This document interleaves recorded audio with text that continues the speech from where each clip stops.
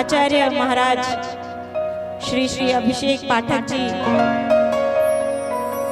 को प्रणाम करते हुए, इस मंच की शोभा बढ़ाते हुए हमारे लड्डू गोपाल जी के चरणों में कोटि कोटि नमन करते हुए आज के इस कार्यक्रम में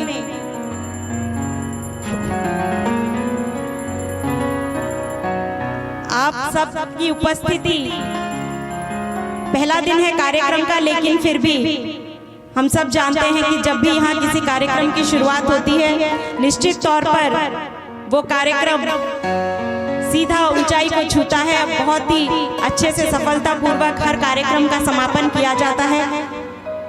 बहुत खुशी हो रही है आज जब हम कलश यात्रा से आ रहे थे तो भाइयों का सुर कानों में पड़ा, भाइयों ने यहाँ से सुर लगाया और वहां तक भक्ति का राग गूंजा।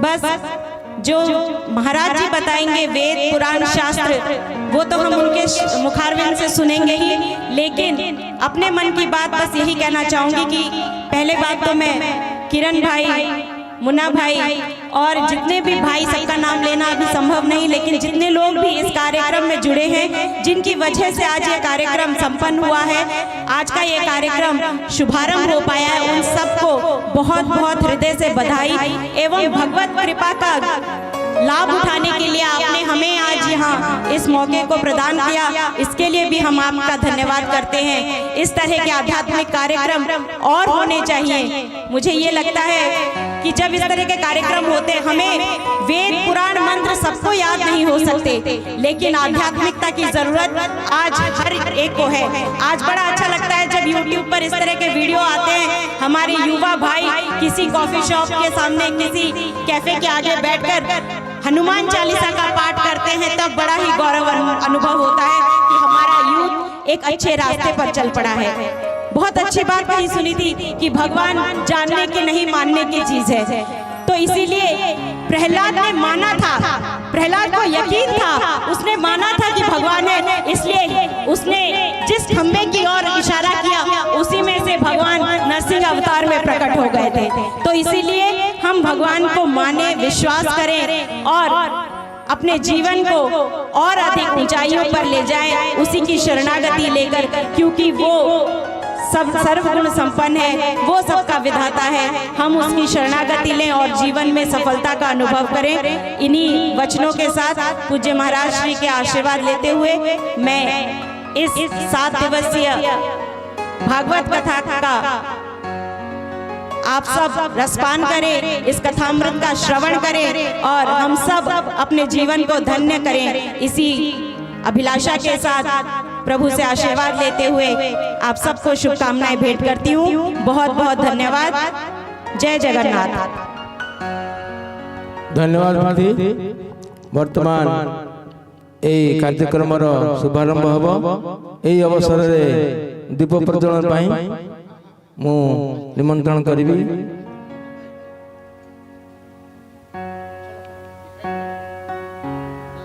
कमल सिंह राजपूत महोदय, प्रीति सिंह महापात्र महोदय, किरण कुमार पटनायक महोदय,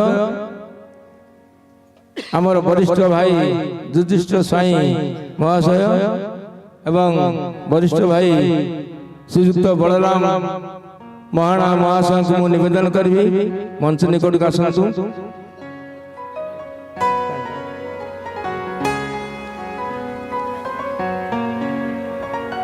आज दिव्य भव्य सात्विक आध्यात्मिक ये निरा विरल कार्यक्रम भावभक्तिर कार्यक्रम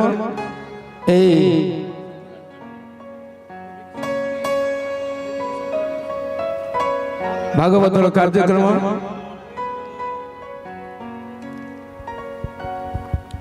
मंगलम भगवान विष्णु मंगलम पुंडरीकाक्ष मंगलं मधुसूदनं मंगलं गरुडध्वजः माधवो माधवो विष्णु माधवो माधव हरिः स्मरन्ते सर्वकार्येषु सुमाधवः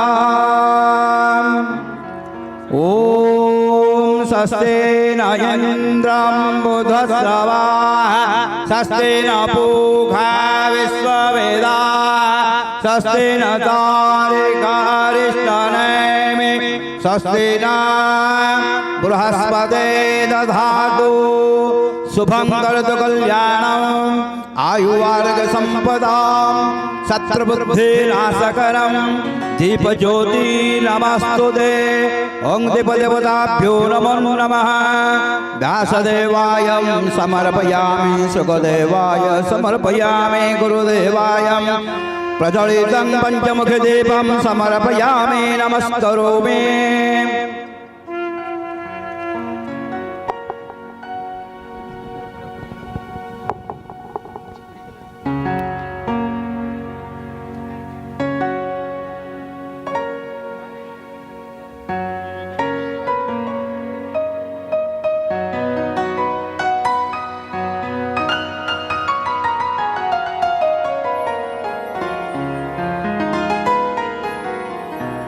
श्री राधे श्री राधे।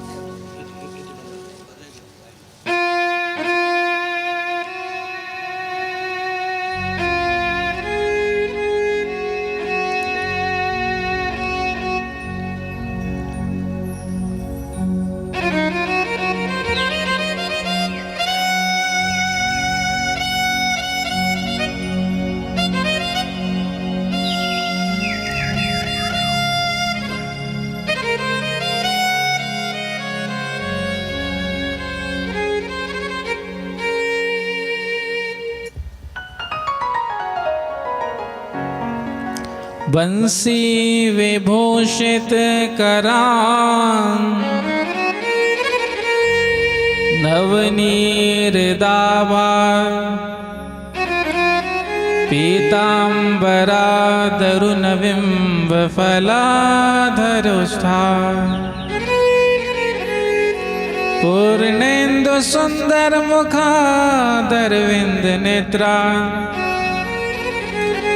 कृष्णात् परं किमपि तत्त्वमहं न जाने। श्री बांके बिहारी तेरी आरती गाऊं। श्री बांके बिहारी सभी अपने अपने स्थान पर खड़े होकर आरती गाएं। हे गिरधर तेरी आरती गाऊं।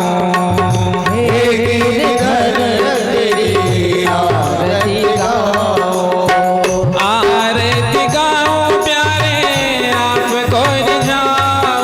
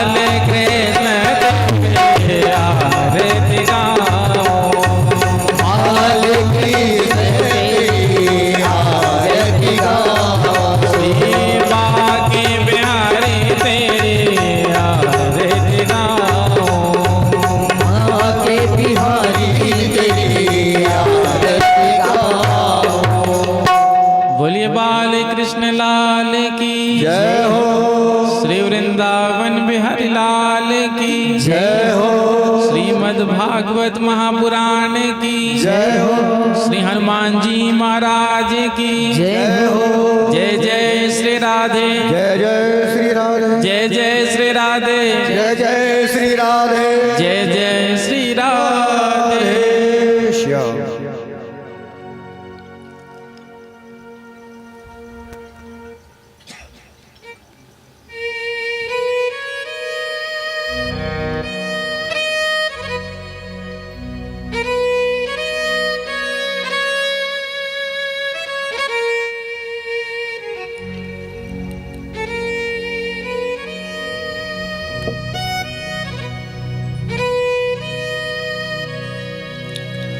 गुरुर्ब्रह्मा गुरुर्विष्णु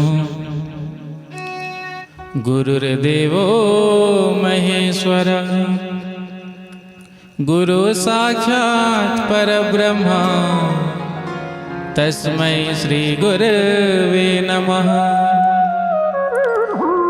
बर्हापीडं नटवर बभुः कर्णयो कर्णिकारं बिभ्रद्वासः कनककपिशं वैजयन्तीं च मालां रन्ध्रान् वेणोरधरसुधया पूरयन् गोपवृन्दैः वृन्दारण्यं स्वपदरमणं प्राविशद्गीतकीर्ति नारायणं नमस्कृत्य नरं चैव नरोत्तमं देवीं सरस्वतीं व्यासं ततो जयमुदीरये।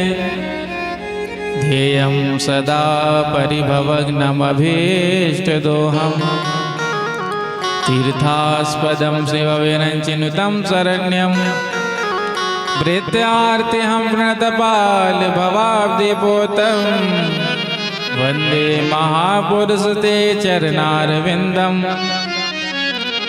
कृष्ण त्वदीय पद पंकज पंजरान्तय अद्दैव में विसुतो मानस राजहंसः प्राण प्रयाण समय कफवात पित्तै कंठावरोधन विधौ स्मरणं कुतस्ते अतुलित बलधामं हेमशैलाभदेहं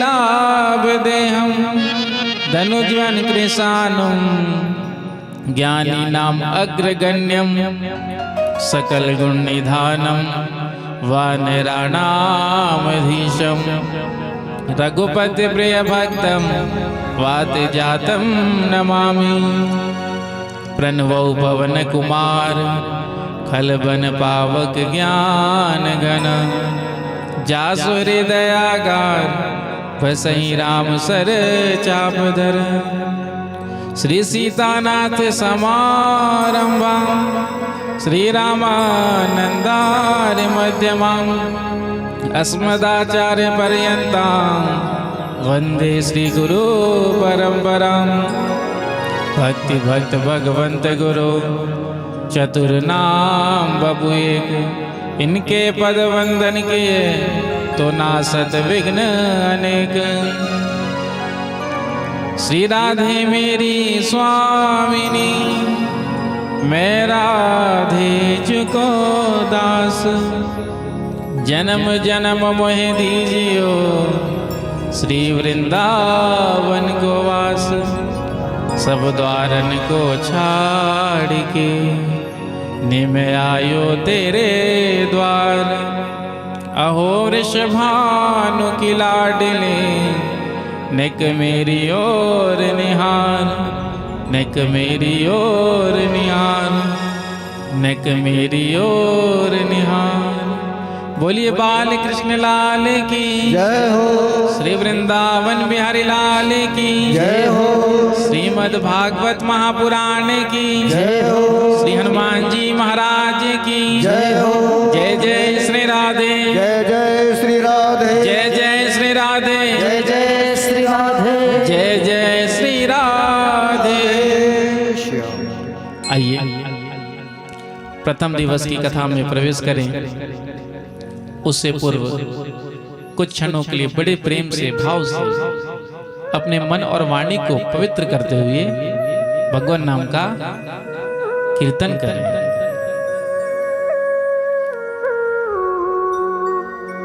हे गोपाल राधे कृष्ण गोविंद गोविंद, हे गोपाल राधे कृष्ण गोविंद गोविंद, हे गोपाल राधे कृष्ण गोविंद गोविंद, हे गोपाल राधे कृष्ण गोविंद गोविंद, हे गोपाल राधे कृष्ण गोविंद गोविंद, हे गोपाल राधे कृष्ण गोविंद गोविंद, हे गोपाल राधे कृष्ण गोविंद गोविंद, हे गोपाल राधे कृष्ण गोविंद गोविंद, कृष्ण गोविंद गोविंद, कृष्ण गोविंद गोविंद, कृष्ण कृष्ण गोविंद गोविंद, कृष्ण गोविंद गोविंद, कृष्ण गोविंद गोविंद, कृष्ण गोविंद गोविंद, कृष्ण गोविंद गोविंद, कृष्ण गोविंद गोविंद, हे गोपाल राधे कृष्ण गोविंद गोविंद, हे गोपाल राधे कृष्ण गोविंद गोविंद, हे गोपाल, हे गोपाल, हे गोपाल, हे गोपाल, हे गोपाल, हे गोपाल, हे गोपाल राधे कृष्ण गोविंद गोविंद, हे गोपाल राधे कृष्ण गोविंद गोविंद, हे गोपाल राधे कृष्ण गोविंद गोविंद, हे गोपाल राधे कृष्ण गोविंद गोविंद। दोनों हाथ उठाकर ताली से पकड़ते हुए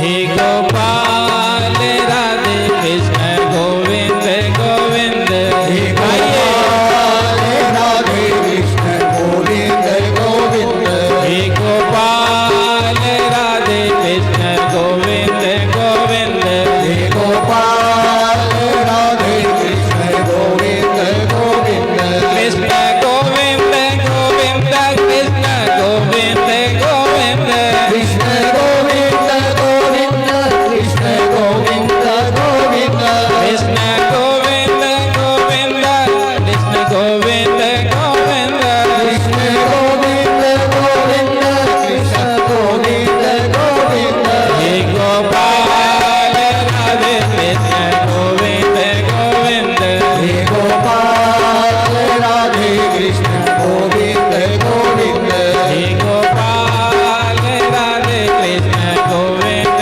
गोविंद, हे गोपाल राधे कृष्ण गोविंद गोविंद, हे गोपाल, हे गोपाल, हे गोपाल, हे गोपाल, हे नंदलाल, हे नंदलाल, हे नंदलाल, हे नंदलाल, हे गोपाल राधे कृष्ण गोविंद गोविंद, हे गोपाल राधे कृष्ण गोविंद गोविंद। ऐसे नहीं मेरे साथ ताली से ताली मिलाते हुए और गाते हुए, हे गोपाल राधे कृष्ण गोविंद गोविंद, हे गोपाल राधे कृष्ण गोविंद गोविंद, हे गोपाल, हे गोपाल, हे गोपाल, हे गोपाल, हे नंद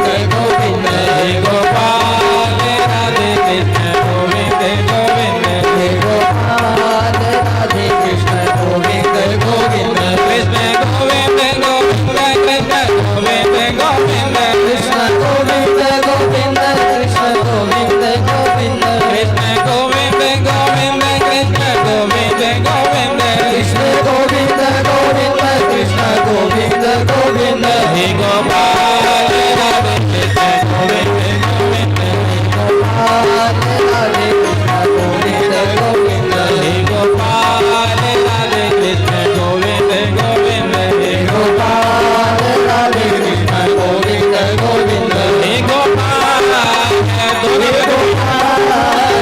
हे गोपाल हे गोपाल हे नंदलाल हे नंदलाल हे नंदलाल हे नंदलाल हे गोपाल राधे कृष्ण गोविंद राधे कृष्ण गोविंद गोविंद हे गोपाल राधे कृष्ण गोविंद गोविंद हे गोपाल राधे कृष्ण गोविंद गोविंद हे गोपाल राधे कृष्ण गोविंद गोविंद हे गोपाल राधे कृष्ण गोविंद गोविंद हे गोपाल राधे कृष्ण गोविंद गोविंद कहिए हे गोपाल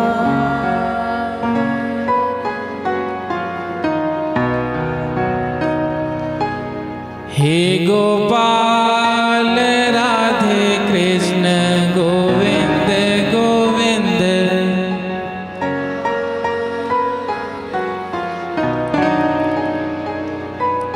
हे गोपाल हे गोपाल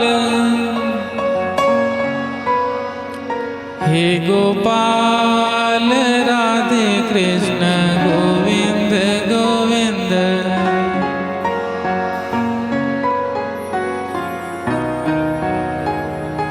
बोलिए बाल कृष्ण लाल की जय हो श्री वृंदावन बिहारी लाल की जय हो श्रीमद् भागवत महापुराण की जय हो श्री हनुमान जी महाराज की जय हो श्री सीतारामचंद्र भगवान की जय हो श्री राधा कृष्ण भगवान की जय हो श्री गौरी शंकर भगवान की जय हो श्री लक्ष्मी नारायण भगवान की जय हो श्री जगन्नाथ स्वामी भगवान की जय हो पिंडरानी मैया की जय हो श्री सद्गुरुदेव भगवान की जय हो जय जय श्री राधे जय जय श्री राधे जय जय श्री राधे जय जय श्री राधे जय जय श्री राधे राधे श्याम।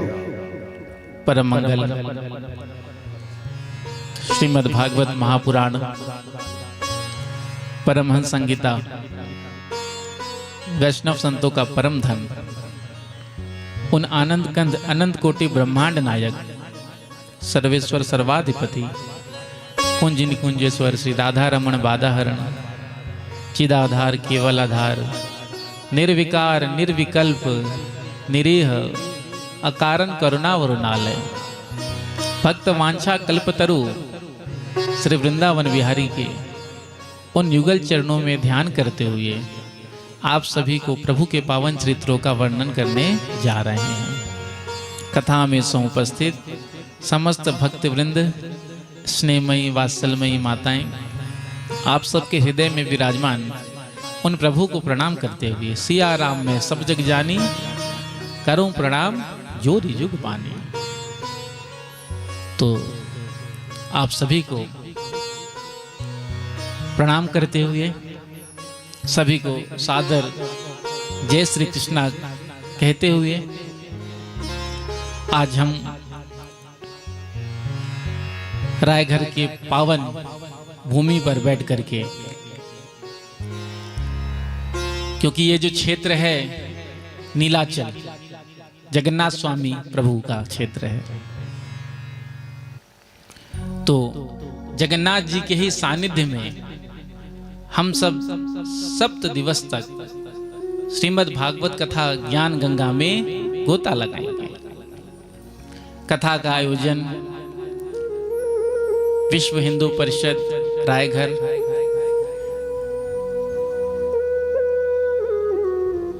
किरण पटनायक जी और आप सब जितने भी, नाम तो मैं किसी का जानता नहीं हूं, प्रेम से कहो श्री राधे। श्री राधे तो विश्व हिंदू परिषद और आप सब जितने भी यहाँ पर बैठे हैं और जो ना बैठे हैं, क्योंकि कथा का आयोजन जो होता है वो सबके सहयोग से होता है, सबका होता है।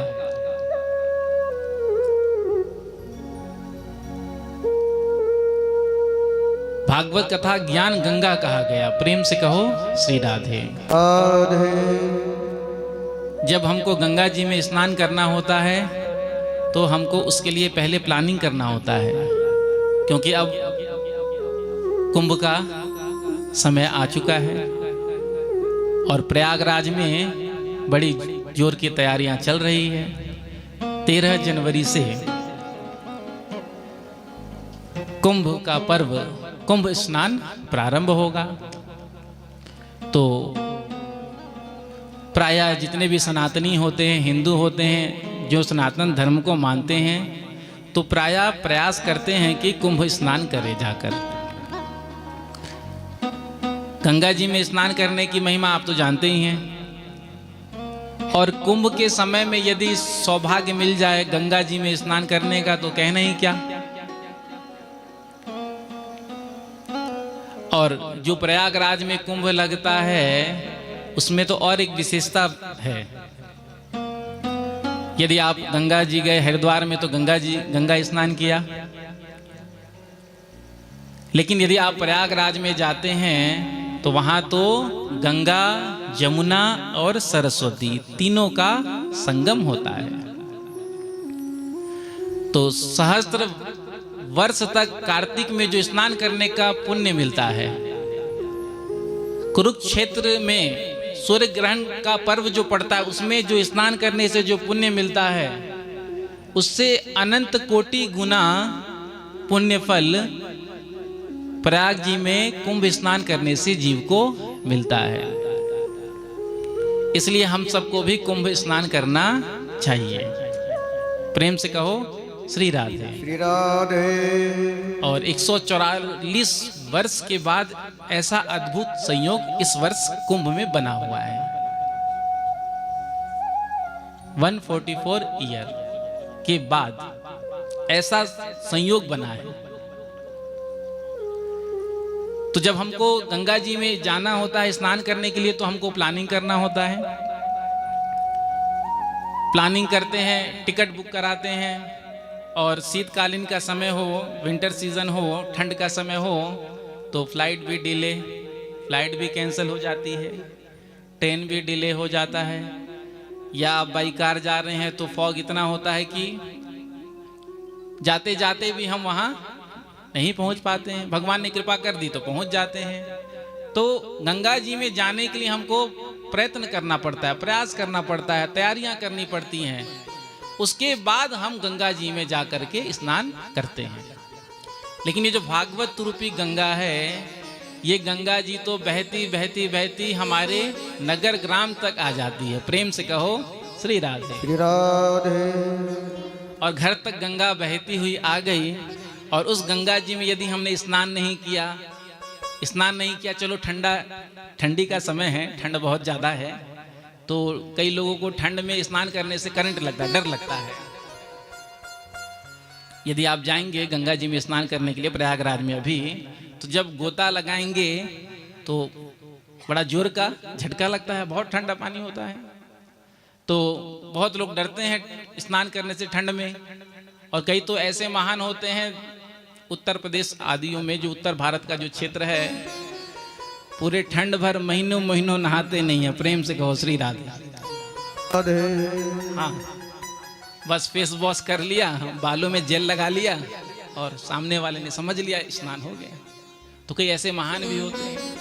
तो यदि आप स्नान नहीं कर सकते चलो कोई बात नहीं, लेकिन आचमन तो कर सकते हो।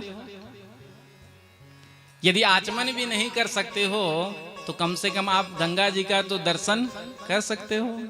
गंगा जी का दर्शन करते ही जीव के जितने पाप ताप संताप हैं कोटि युगों के सब समाप्त हो जाते हैं। गंगा गंगेति यो ब्रूयात् योजनानाम सतैरपि, जो लाखों योजन हजार योजन दूर से भी हे गंगा करके गंगा जी को प्रणाम कर लेते हैं, उनको गंगा जी के स्नान का पुण्य मिल जाता है। देवी भागवत में ये श्लोक लिखा है,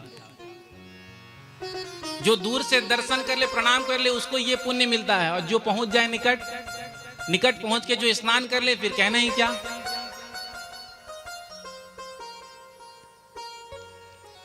तो गंगा जी का स्नान हमको घर बैठे करने को, ये घर ही है हमारा राय घर। प्रेम से कहो श्री राधे, जोर से कह दो राधे राधे। राधे हमारे घर तक आ गई, आपको जाना भी नहीं पड़ा, घर बैठे गंगा जी दर्शन देने के लिए आ गए। तो ये आपका बड़ा सौभाग्य है। और कथा की सूत्रधार हमारे संजीव सुबुद्धि जी, क्योंकि पिछले महीने हम उमरकोट आए थे, तो वहीं से संजीव भैया ने चर्चा किया किरण भैया से, और किरण भैया ने फिर अपने संगठन में और आप सब से विचार विमर्श किया, और आप सब ने हाँ कहा, और आप सब ने हाँ कहा, तो सुंदर भागवत का कथा का आयोजन आज आपके रायघर में प्रारंभ हो रहा है। प्रेम से कहो श्री राधे। श्री राधे। तो मैं संजीव सुबुद्धि जी के लिए भी बहुत बहुत आशीर्वाद देता हूं, और साथ में हमारे ईपी भैया भी आए हैं, दोनों की जोड़ी बहुत सुंदर है। प्रेम से कहो श्री राधे। जब हम उमरकोट में थे तो 8 दिन थे, तो 8 दिनों तक दोनों साथ में ही नजर आते थे। हाँ, तो आप लोग का भी प्रेम ऐसा ही बना रहे, और आपके माध्यम से सनातन धर्म का प्रचार हो रहा है, हिंदू धर्म का प्रचार हो रहा है। और संजू भैया ने तो कहा ही है कि ट्राइबल एरिया में जो उड़ीसा के, क्योंकि आज यहाँ धर्म परिवर्तन बहुत ज़्यादा जोरों से हो रहा है। क्या स्थिति आपको बताएं, हर जगह यही दशा है। पंजाब जैसे क्षेत्रों में जहाँ पर गुरु गोविंद सिंह जी का पावन भूमि है, वहाँ पर आज इतना धर्मांतरण हो चुका है जिसकी कल्पना आप नहीं कर सकते। धीरे धीरे धीरे धीरे गांव नगर पूरे भारतवर्ष में इनका षड्यंत्र चल रहा है। तो सनातन धर्म का, हिंदू धर्म का हम सबको प्रचार करना है। केवल प्रचार ही नहीं करना है, प्रचार करने के साथ ही हमको अपने धर्म के बारे में जानना है, क्योंकि आज हम अपने धर्म को जानना चाहते ही नहीं हैं। बहन जी ने कितना सुंदर कहा, मानते तो हैं हम, लेकिन हम उसको स्वीकार नहीं करना चाहते। हमारे धर्म में देखो कितना सुंदर 4 वेद, 18 पुराण, 6 शास्त्र, महाभारत, भगवत गीता, इतना सब कुछ है।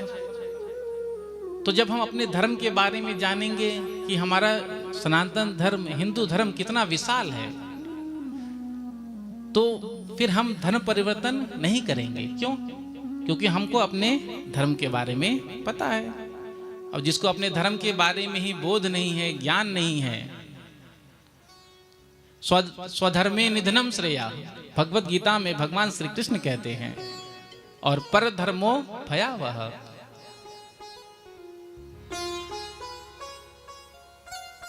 स्वधर्मे निधनम श्रेय, अपने धर्म में तो मरना भी श्रेयस्कर है, चाहे हमारा जैसा भी धर्म हो, और दूसरा धर्म कितना भी अद्भुत बढ़िया क्यों ना हो, सुंदर क्यों ना हो, लेकिन उसमें उसको स्वीकार करना किसी भी प्रकार से हमारे लिए उपयुक्त नहीं है।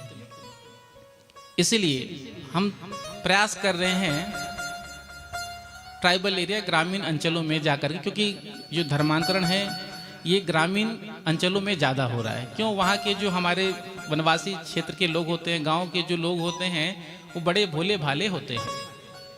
वो थोड़े से भय में, थोड़े से लोभ में, या थोड़े से चमत्कार में उनके चंगुल में फंस जाते हैं। प्रेम से कहो श्री राधे। श्री राधे।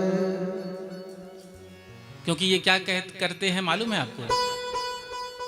ये इनके जो देवता होते हैं वो क्रॉस लकड़ी का होता है। तो आते हैं गाँव में और इनका भी नेटवर्क होता ही है।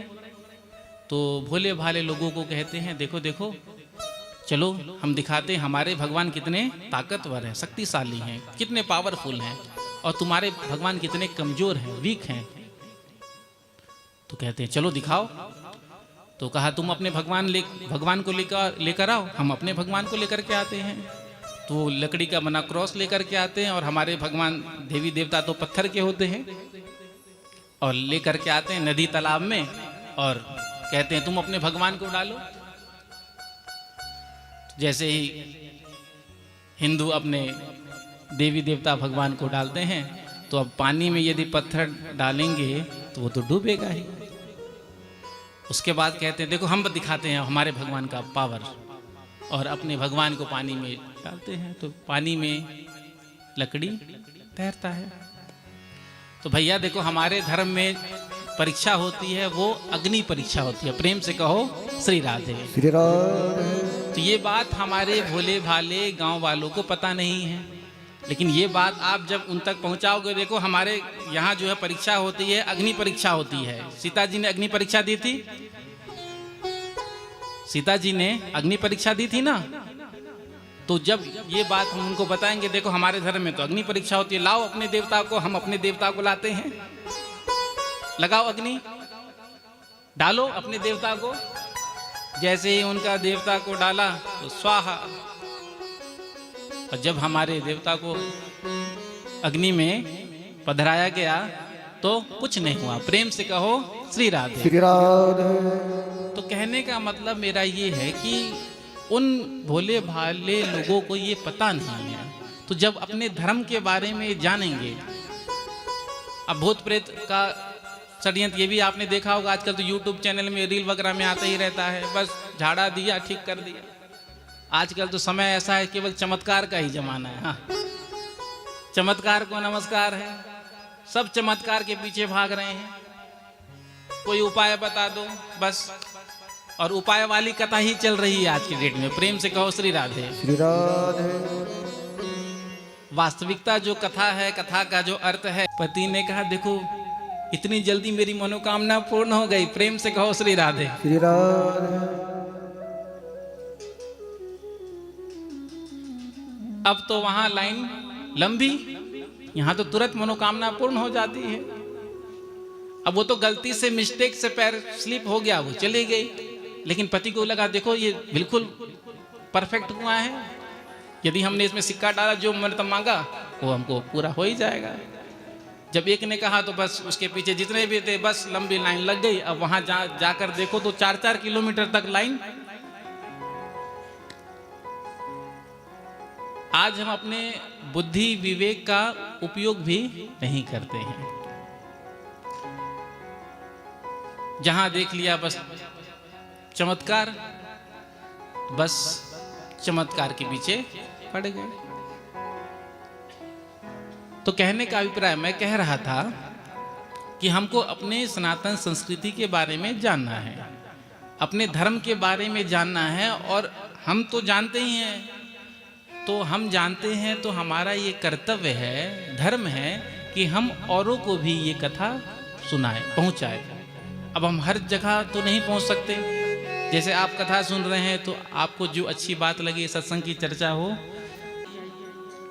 हिंदू राष्ट्र भारत होना चाहिए कि नहीं, हम सबकी इच्छा है। और परम पूज्य प्रातः स्मरणीय अनंत श्री संपन्न पूरी पीठाधीश्वर श्री निश्चलानंद सरस्वती जी महाराज का संकल्प है, भारत में जाने हुए हमारी श्रद्धा और रुचि उसमें नहीं होती, तो महात्मा जानना आवश्यक होता है। किसी भी पुराण को हम सुनते हैं तो उसमें सबसे पहले हमको महात्मा ही सुनाया जाता है। और भागवत महापुराण तो ऐसा है, इसकी महिमा पद्म पुराण और स्कंद पुराण गा रहे हैं। प्रेम से कहो श्री राधे। अपनी प्रशंसा जो करते हैं तो क्या होता है, उससे अभिमान अहंकार बढ़ता है। लोग भी सोचते हैं देखो अपनी प्रशंसा स्वयं कर रहा है, आत्मश्लाघा कहते हैं ना। लेकिन यदि कोई दूसरा किसी की प्रशंसा कर रहा है तो फिर लोगों की श्रद्धा बढ़ जाती। हाँ देखो सब कोई इसकी प्रशंसा करते हो ना कोई बात तो इसमें है ही। तो पद्म पुराण और स्कंद पुराण भागवत की महिमा का वर्णन कर रहे हैं। पद्म पुराण में 6 अध्याय में वर्णन किया गया है और स्कंद पुराण में 4 अध्याय में। सप्ताह विधि से जब हम कथा का श्रवण करते हैं तो उसमें पद्म पुराण के महात्म का वर्णन किया जाता है। और जब भागवत कथा को जब हम 1 मास में 1 महीने में बैठ करके सुनते हैं तो उसमें दोनों महात्म का वर्णन किया जाता है, पद्म पुराण और स्कंद पुराण का। तो महात्म जब हम जानते हैं तो उसमें हमारी श्रद्धा होती है। बिना श्रद्धा के भाव नहीं जगता, श्रद्धा बिना धर्म नहीं होई। बिना श्रद्धा के किया गया कर्म जो होता है वो लाभदायक नहीं होता है। प्रेम से कहो श्री राधे। श्री राधे। इसलिए तो जब हम जाएंगे प्रयागराज कुंभ स्नान करने के लिए तो कुंभ के महात्मा का भी तो वर्णन किया जाता है। यदि हमको महात्मा के बारे में पता होगा, श्रद्धा के साथ हम जाएंगे तो हमको पुण्य फल मिलेगा।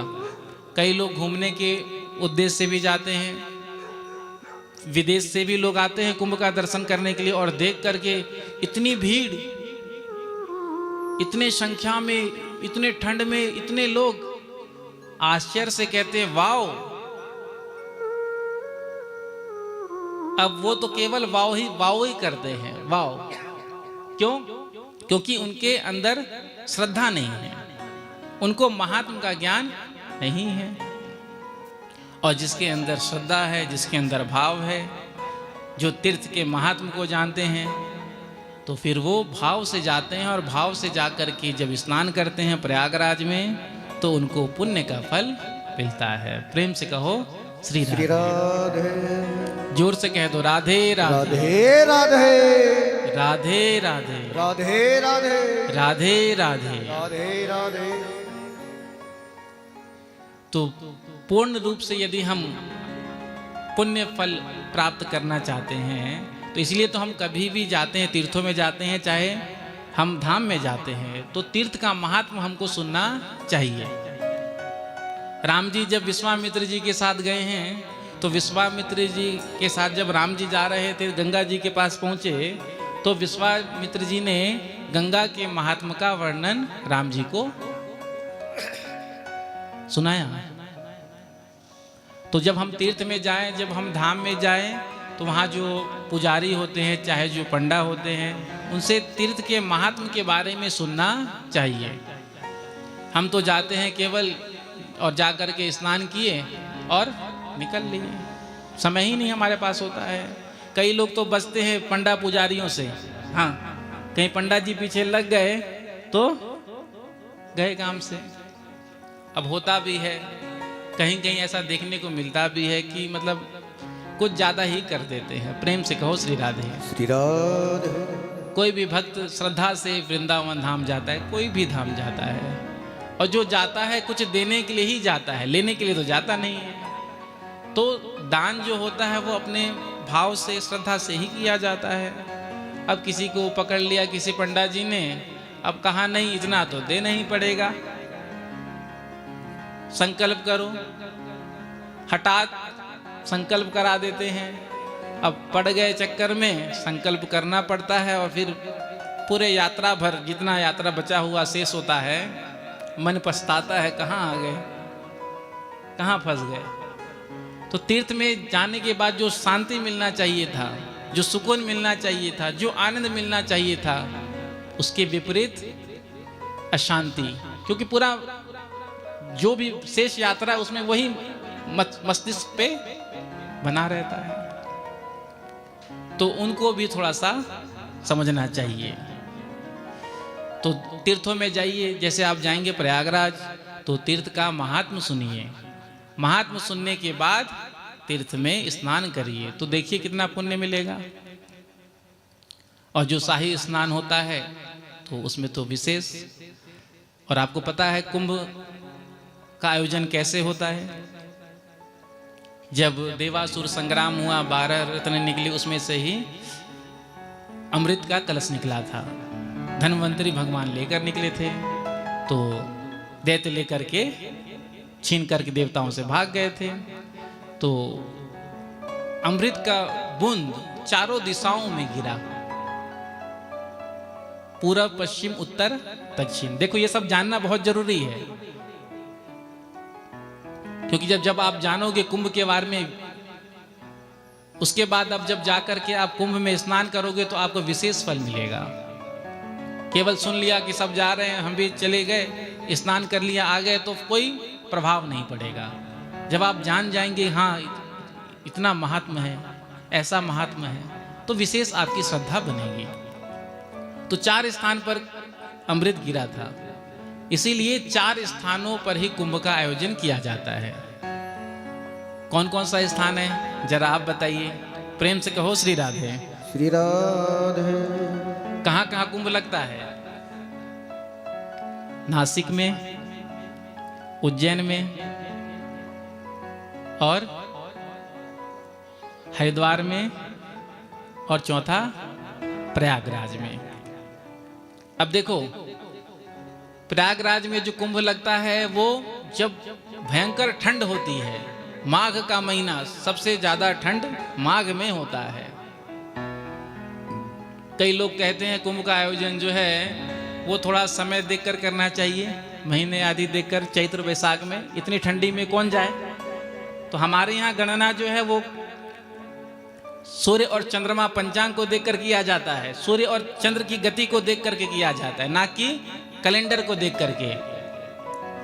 हमारे यहाँ तो इसलिए ये कुंभ जो आयोजन है ये तो तप है। ठंड में जब आप जाकर स्नान कर, यही तो तपस्या है। जब भयंकर ठंड होता है, सर्द होता है, तब कुंभ लगता है प्रयागराज में। और जब भयंकर गर्मी होती है तब कुंभ लगता है उज्जैन में। यहाँ ठंडी सहन करो, वहां गर्मी सहन करो। जब भयंकर वर्षा का समय होता है, वर्षा ऋतु जो होती है, तब कुंभ लगता है नासिक में, वहां वर्षा सा हो। और हरिद्वार का कुंभ जो है वो थोड़ा सा अनुकूलता रहता है। प्रेम से कहो श्री राधे। श्री राधे। ना ज्यादा ठंडी रहता है ना ज्यादा गर्मी रहता है, वो अनुकूलता है। तो जब हम तीर्थों में जाते हैं, धामों में जाते हैं, तो हम तब करने के लिए जाते हैं। तब करने से पाप क्षीण होता है, नष्ट होता है। तो ये हो गया तीर्थ का महात्म, प्रयागराज का महात्म।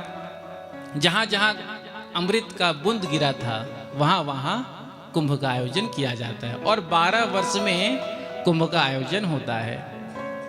जैसे अब 2025 में प्रयागराज में कुंभ हो रहा है, तो अब की बार कब होगा?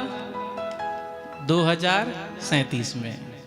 इसलिए 12 वर्ष में एक बार कुंभ आता है, तो हमको चूकना नहीं है। प्रेम से कहो श्री राधे। श्री राधे। अघोषित रूप से मैं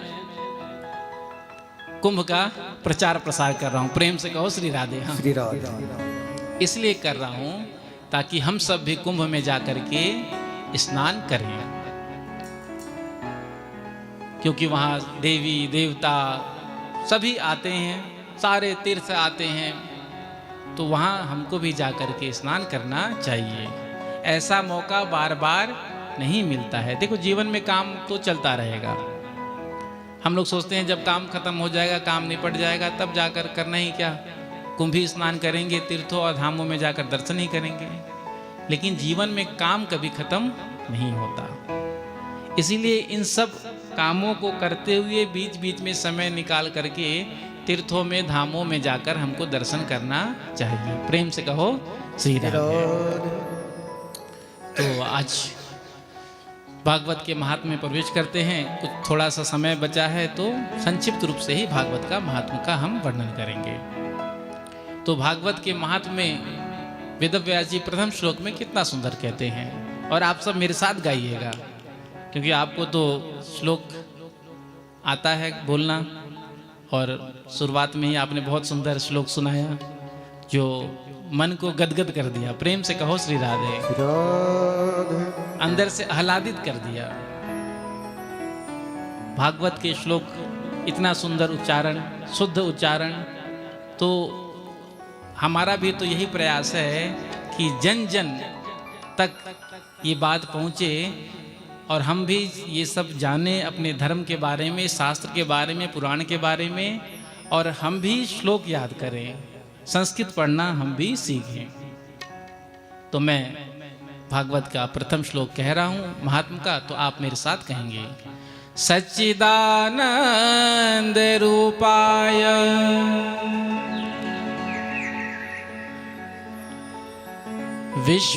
विश्वोत्पत्त्यादि हेतवे तापत्रय विनाशाय श्री कृष्णाय वयं नमः। देखो कठिन है क्या? प्रेम से कहो श्री राधे। श्री राधे। लेकिन हम प्रयास करना नहीं चाहते और हम पहले ही हार मान जाते हैं। इको कम करना कि हमसे तो संस्कृत पढ़ा नहीं जाएगा, कैसे हम पढ़ सकते हैं, कैसे उच्चारण करें शुद्ध। प्रयास करो, प्रयास करने से सफलता आपको जरूर मिलेगा। तो मैं भी यही प्रयास करूंगा कि रोज कोई ना कोई श्लोक आपसे बुलवाऊं। प्रेम से कहो श्री श्री राधे। राधे। तो इस श्लोक में व्यास जी कितना सुंदर कहते हैं, सच सदघन चिदघन आनंद स्वरूप प्रभु श्री कृष्ण का है। जिन प्रभु के द्वारा इस सृष्टि की उत्पत्ति होती है, पालन होता है, समय आने पर संहरण होता है, जिनके चरणों में प्रणाम करने से जीव के ताप समाप्त हो जाते हैं। तो ऐसे प्रभु के चरणों में हम सब प्रणाम करते हैं। नैमिषारण्य की पावन भूमि में शौनक आदि 88,000 ऋषि बैठे हैं। तभी सामने से आते हुए सूत जी महाराज को देखा। जो देखा सूत जी महाराज को आते हुए, तो आज उठ करके प्रणाम किया और प्रश्न किया।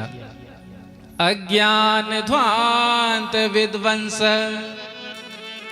कोटि सूर्य समप्रभ सूताख्या ही कथा सारम मम कर्ण रसायनम। हे सूत जी महाराज, हम सब जीव के हृदय के अंदर घोर अज्ञान का अंधकार व्याप्त है और आपके पास ज्ञान का प्रकाश है। तो वो ज्ञान का प्रकाश आप हम सब के लिए भी करिए, जिसको सुन करके हमारे हृदय का जो अंधकार है वो समाप्त हो जाए। वैष्णव ऐसा क्या करते हैं जिससे भक्ति, ज्ञान, वैराग्य अनायास बढ़ता है, माया मोह कम होता है? क्योंकि जीव जो है कलिकाल में आसुरी प्रवृत्ति को प्राप्त होता जा रहा है। तो जीव का कल्याण कैसे हो? आगे कहते हैं, यदि किसी को चिंतामणि की प्राप्ति हो जाए तो जो चिंता करो वो मिल जाए। कोई कल्प वृक्ष के नीचे बैठ जाए, खड़ा हो जाए, तो जो इच्छा करे वो मिल जाए। लेकिन चिंतामणि और कल्प वृक्ष में ये सामर्थ्य नहीं है कि वो भगवान का दर्शन करा दे, राधा कृष्ण का, बिहारी जी का, सीताराम जी का। ये सामर्थ्य तो गुरुदेव भगवान की कृपा में है और वो कृपा आपके ऊपर है।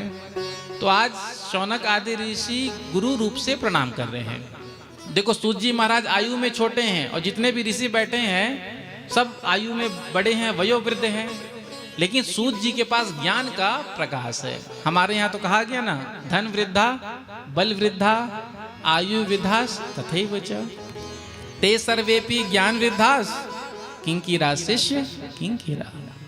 यद्यपि कोई धन में बड़ा होता है, यद्यपि कोई बल में बड़ा होता है, यद्यपि कोई आयु में बड़ा होता है, लेकिन हमारे यहाँ हमारे धर्म में बड़ा किसे माना जाता है? जो ज्ञान में बड़ा। ज्ञान की पूजा होती है। प्रेम से कहो श्री राधे। श्री राधे। ज्ञानियों की तो पूजा है, भले बात अलग है, अब तो केवल पैसे की पूजा है। प्रेम से कहो श्री राधे। श्री राधे। वो समय चला गया, अब तो केवल पद प्रतिष्ठा और ऐश्वर्य की ही पूजा होती है। तो गुरु रूप से प्रणाम कर रहे। आइए हम सब भी अपने अपने गुरुदेव भगवान के चरणों में कथा के माध्यम से प्रणाम करें, क्योंकि कथा सुनने से पहले अपने गुरुदेव महाराज के चरण कमल में हम सबको प्रणाम करना चाहिए, उनका स्मरण करना चाहिए। जब हम गुरु गोविंद को स्मरण करके किसी भी कार्य को प्रारंभ करते हैं तो वो कार्य हमारा सफल होता है। तो मेरे साथ मिल करके आप सब भी गाइए। सारे तीर्थ धाम आपके चरणों में, चरणों में। हे गुरुदेव प्रणाम आपके चरणों में। सारे तीर्थ धाम आपके चरणों में। हे गुरुदेव प्रणाम आपके चरणों में। सारे तीर्थ धाम आपके चरणों में।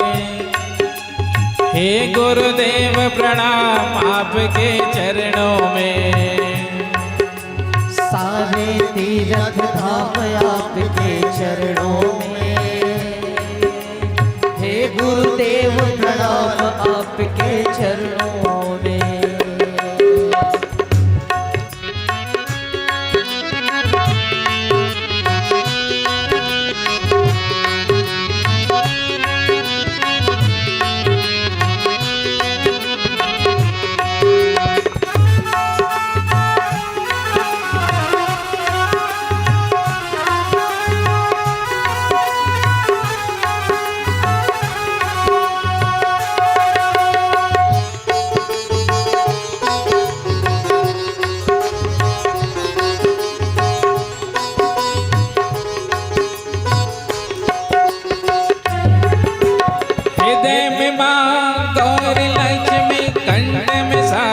माता है, कंठ में शारदा माता है, कंठ में शारदा माता है। जो भी मुख से वचन कहे वो वचन सिद्ध हो जाता है, वो वचन सिद्ध हो जाता है, वो वचन सिद्ध हो जाता है। है गुरु ब्रह्मा है गुरु विष्णु, है गुरु ब्रह्मा है गुरु विष्णु, है गुरु शंकर भगवान आपके चरणों में, चरणों में। हे गुरुदेव प्रणाम आपके चरणों में, चरणों में। सारे तीर्थ धाम आपके चरणों में, चरणों में। हे गुरुदेव प्रणाम आपके चरणों में, हे गुरुदेव प्रणाम आपके चरणों में।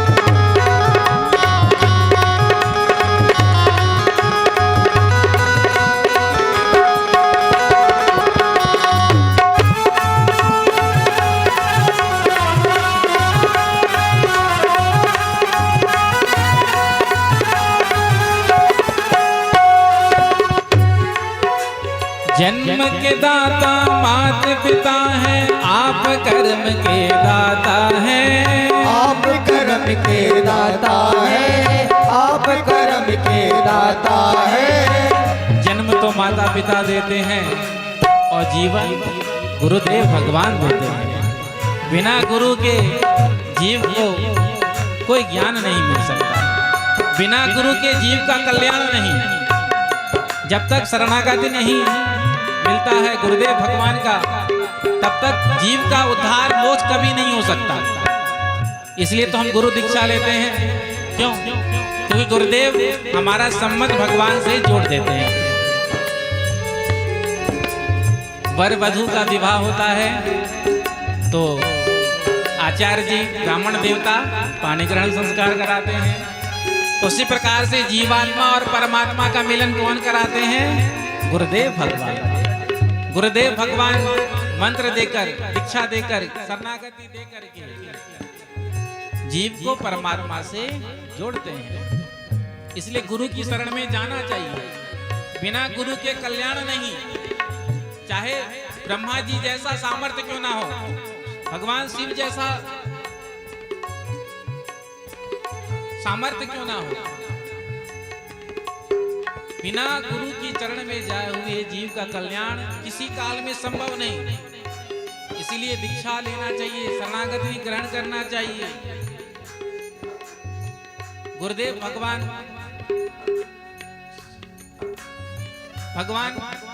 से हमारा संबंध जोड़ते हैं, हमको भगवान से मिलाते हैं।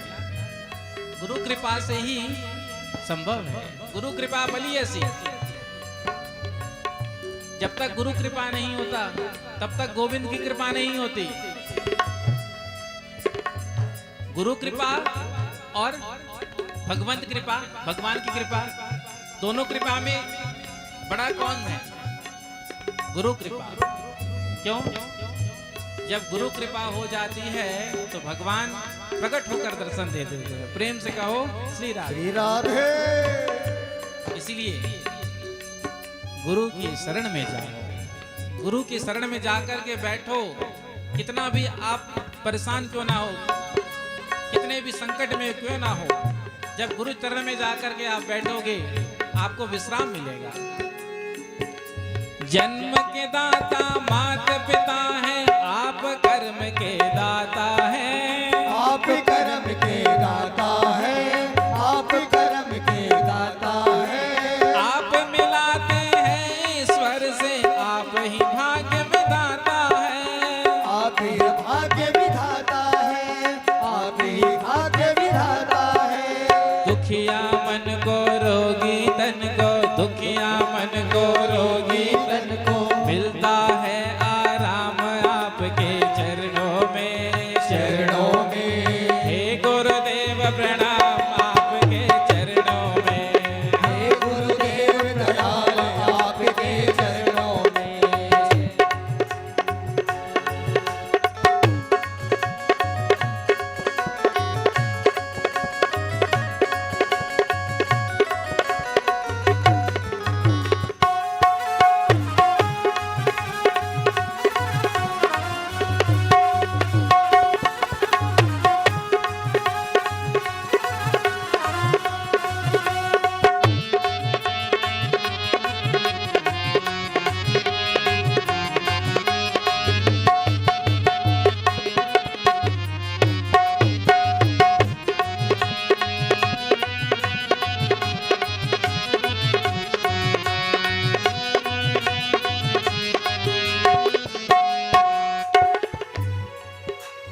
निर्बल को बलवान बना दो, मूर्ख को गुणवान प्रभु।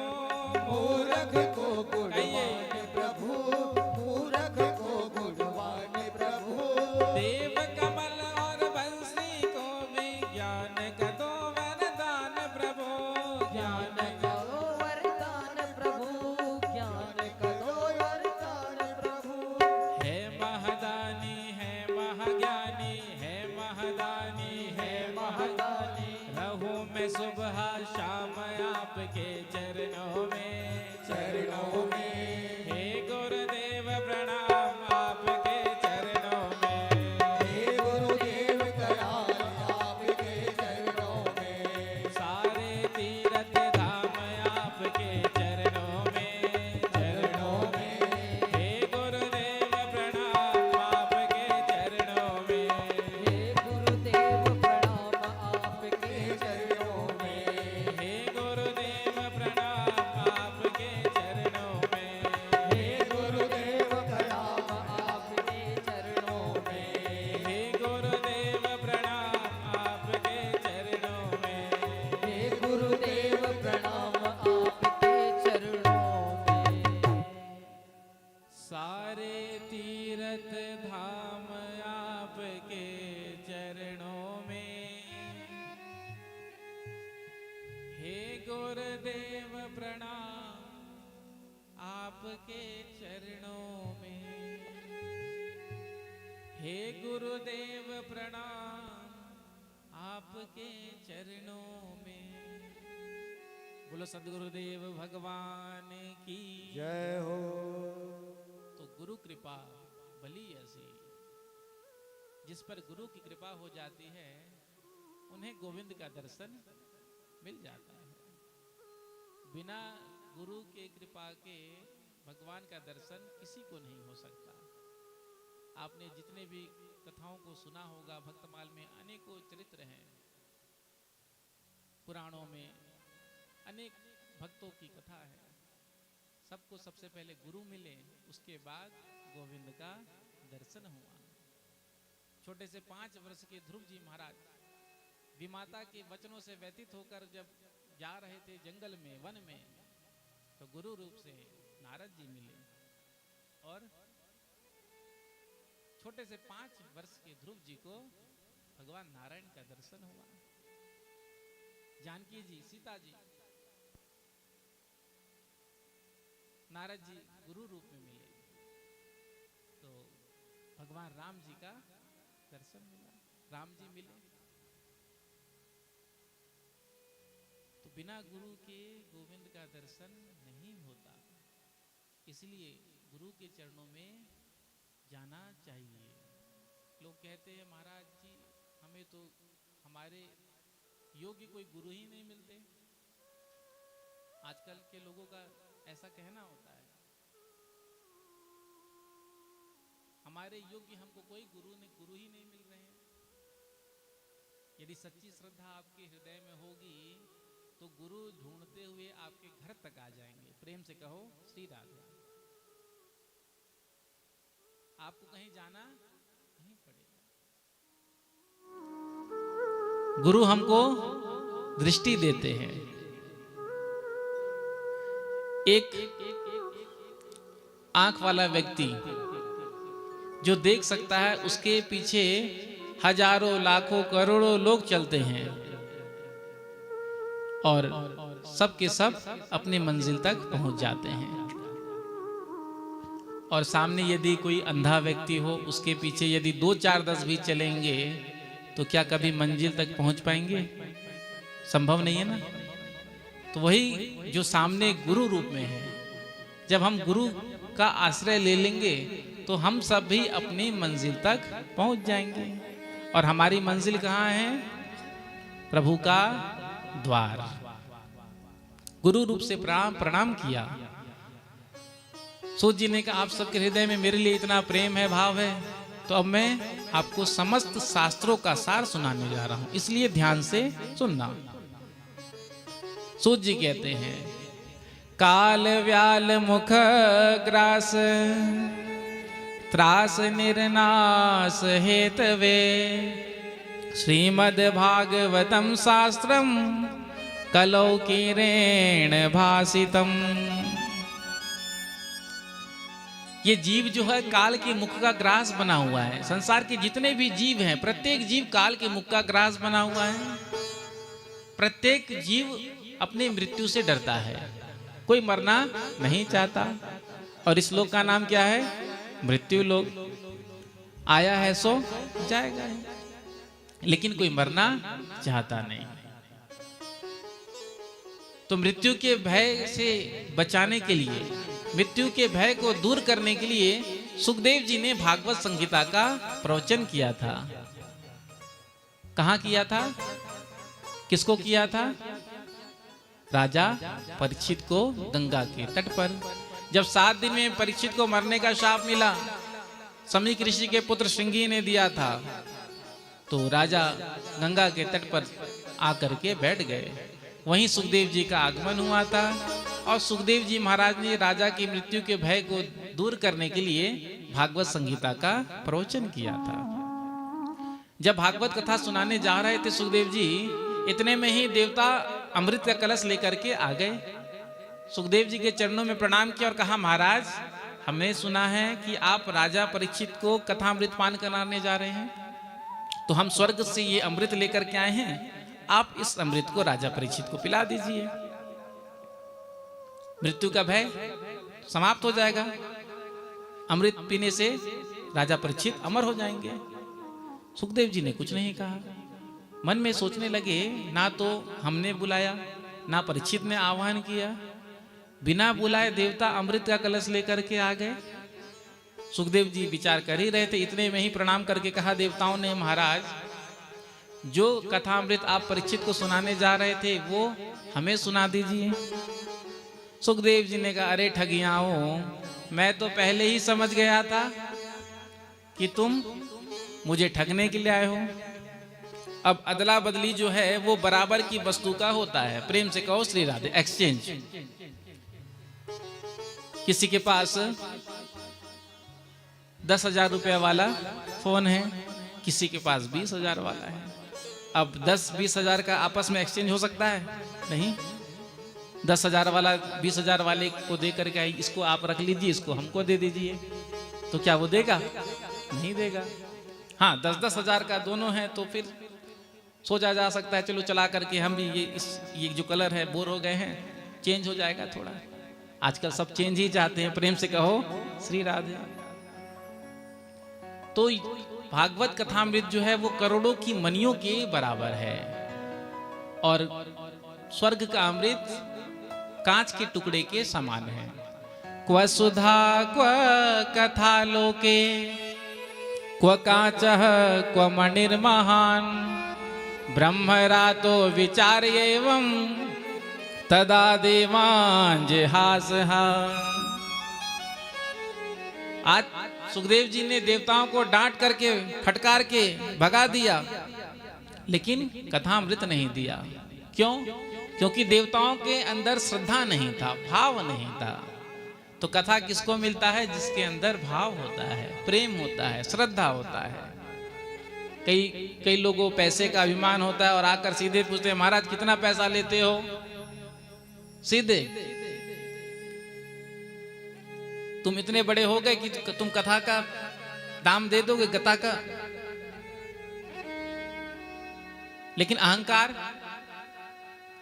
कथा पैसे के बदले कभी मिल सकता है क्या? नहीं। कथा तो कृपा के बल पर मिलता है। आप सब पर भगवान की कृपा हुई तो देखो अनायास ही संयोग बन गया। मुझे लगता है 15 दिन पहले ही चर्चा हुई होगी, 15 दिन पहले ही चर्चा हुई। नहीं तो 6-6 महीने 7 साल भर से लोग सोचते हैं कि हाँ कराएंगे, समय भी ले लेते हैं, डेट भी ले लेते हैं, लेकिन जब वो समय आता है तब कैंसिल हो जाता है। लेकिन भगवान की जिन पर कृपा होती है तो अनायास ही 15 दिन क्या होता है। तो कथा कृपा से मिलती है, पैसे से कथा नहीं मिलता। यदि पैसे से मिलता तो कथा तो बड़ी बड़ी ऊंची हवेलियों में ही हुआ करता। कथा तो भाव से मिलता है, श्रद्धा से। यदि आपके हृदय में श्रद्धा है, भाव है, आपके मन में आ गया कि हमको कथा सुनना है, तो भगवान उस भाव को सुन लेते हैं और उसको पूरा कर देते हैं। तो देवताओं को फटकार के भगा दिया, लेकिन कथा नहीं सुनाया। देवताओं ने जाकर ब्रह्मा जी से शिकायत की,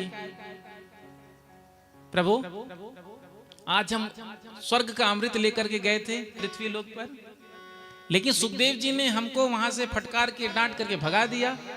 बदले में हमने क्या मांगा था? कथामृत। तो क्या स्वर्ग के अमृत से श्रेष्ठ भागवत कथामृत हो गया?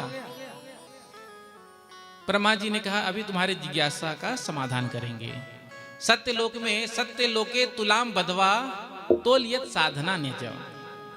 तराजू सत्यलोक में ब्रह्मा जी ने लिया, एक पलड़े पर जितना भी मुक्ति का साधन है सबको रख दिया। 17 पुराण, वेद, शास्त्र, तीर्थ, धाम सबको दूसरे पलड़े में भागवत जी को विराजमान किया। और जब तौलने लगे तो भागवत जी का पलड़ा भार के कारण पृथ्वी की ओर आ गया। ब्रह्मा जी ने कहा देखो ये भागवत कोई साधारण ग्रंथ नहीं, ये साक्षात श्री कृष्ण का वांग्मय स्वरूप है। श्री कृष्ण में और भगवान में, श्री कृष्ण में और भागवत में कोई अंतर नहीं है। इसलिए तो जब हम भागवत जी की पोथी यात्रा लेकर के चलते हैं तो भागवत जी को अपने शीश पर धारण करके लेकर चलते हैं। प्रेम से कहो श्री राधे। यदि कोई साधारण किताब होता, बुक होता, तो क्या हम इसको सिर पर लेकर के जाते? आप भी स्कूल गए होंगे, कॉलेज गए होंगे, तो अपने बैग को या कॉपी किताब को कभी सर पर रख कर तो ले नहीं गए होंगे। तो ये भागवत जो है ये महापुराण है और ये साक्षात श्री कृष्ण स्वरूप है। शौनक आदि ऋषियों ने कहा जब इतना अद्भुत भागवत कथा है तो इसे सप्ताह से ही क्यों सुना जाता है? सप्ताह में बैठकर, महीने में सुनना चाहिए, साल भर में सुनना चाहिए। तो सप्ताह विधि से कथा का प्रारंभ कहाँ से हुआ? तो सूत जी कहते हैं एकदाया विशालायाम चत्वार ऋषियो मलः सत्संगार्थम समायाता दृढ़सुस्तत्र नारदम। एक बार विशालापुरी, बद्रीनारायण जिसको कहते हैं, सनत कुमार चार भैया, सनक, सनंदन, सनातन, सनत कुमार, ब्रह्मा जी के मानस पुत्र, ये हमेशा 5 वर्ष के ही रहते हैं और हमेशा नग्न रहते हैं। और इनके मुख से क्या निकलता है? हरि शरणम, हरि शरणम, हरि शरणम। तो आज सनत कुमार पृथ्वी लोक पर भ्रमण कर रहे थे, कोई मिल जाए संत जिससे सत्संग हो, क्योंकि सत्संग का आनंद तो तभी आता है जब 2, 4, 10, 20 लोग आपस में बैठते हैं। ध्यान पूजन तो एकांत में ठीक रहता है। यदि आपको ध्यान करना है तो वहां 2 भी आ गए तो ध्यान आप कर नहीं सकते। क्यों? बगल वाला बार बार विक्षेप करेगा। तो ध्यान एकांत में होता है और सत्संग का आनंद तो वहां आता है जहां पर 25, 50, 200 लोग रहे, तो सुनने में भी आनंद आता है, कहने में भी आनंद आता है। तो आज सनत कुमार जा रहे थे, तभी सामने से आते हुए नारद जी को देखा। आज नारद जी का चेहरा उदास था, मुख लटका हुआ था।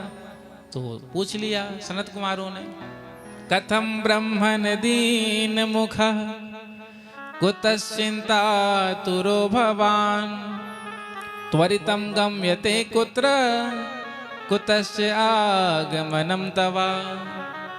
सनत कुमारों ने नारद जी से कहा, ये आप भागे भागे कहाँ जा रहे हैं? ये आप भागे भागे कहाँ से आ रहे हैं? आपको देख करके तो ऐसा लग रहा है कि मानो किसी महाकृपण का धन किसी ने छीन लिया हो। कोई कंजूस व्यक्ति हो और उसका कोई धन छीन ले, हरण कर ले, तो उसकी जो दशा होती वही दशा आपको देखकर लग रहा है। अरे आप तो अपने लिए रहने के लिए एक मकान तक नहीं बनाया। मकान बनाकर नारद जी करेंगे क्या? दक्ष का साफ है, 2 घड़ी से ज्यादा कहीं टिकना ही नहीं है। इसलिए तो आपने अपने रहने के लिए कहीं मकान तक नहीं बनाया। तो आज आपका ऐसा क्या चला गया जो आप इतने उदास हैं, परेशान हैं?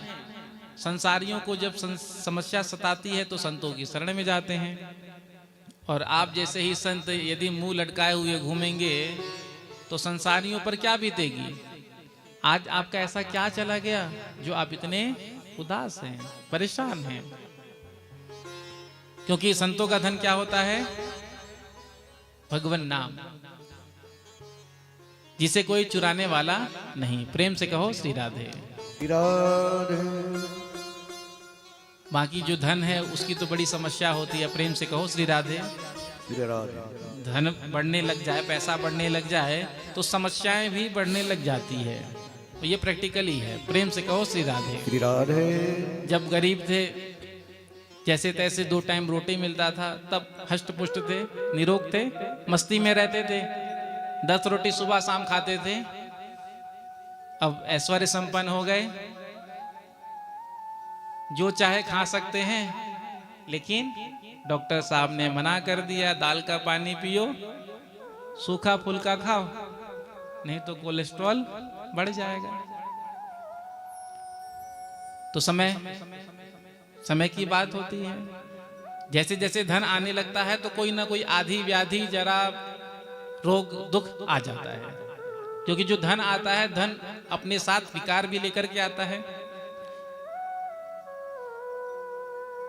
तो धन बढ़ने लग जाए तो समस्याएं बढ़ जाती है। ज्यादा पैसा आ जाए तो फिर कहीं कोई चोर ना आ जाए, कहीं कोई छीन ना ले, कहीं इनकम टैक्स का छापा ना पड़ जाए। प्रेम से कहो श्री राधे। आजकल तो आईटी, इनकम टैक्स वाले और ईडी वाले, सीबीआई वाले, तो जहां देखो कहीं तो 200 करोड़ निकल रहा है, कहीं 300 करोड़, कहीं 50 करोड़, न जाने कहां क्या निकल रहा है। इतना पैसा रखते हैं, अंत में क्या होता है? खुद भी उसका उपभोग नहीं कर पाते हैं। बेईमानी का पैसा, भ्रष्टाचार का पैसा, बेईमानी का पैसा यदि आपके यहाँ आएगा तो एक ना एक दिन तो वो चला ही जाएगा। एक दोहा मुझे स्मरण नहीं आ रहा है। हाँ, अनीति से धन होत है वर्ष 5 और 7, और आगे है शायद तुलसी 12 वर्ष में जड़ा मूल से नाश।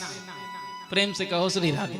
श्री राधे। शुरू में जब आता है तो बहुत अच्छा लगता है, हाँ पैसा आता है तो किसको अच्छा नहीं लगता है, लेकिन जो अनीति से जो बेईमानी का पैसा आता है 5-7 वर्ष तो बहुत अच्छा लगता है, हाँ खूब फल फूल रहे हैं। लेकिन तुलसी 12 वर्ष में जहाँ 12 वर्ष में पहुंचे जड़ा मूल से नाश।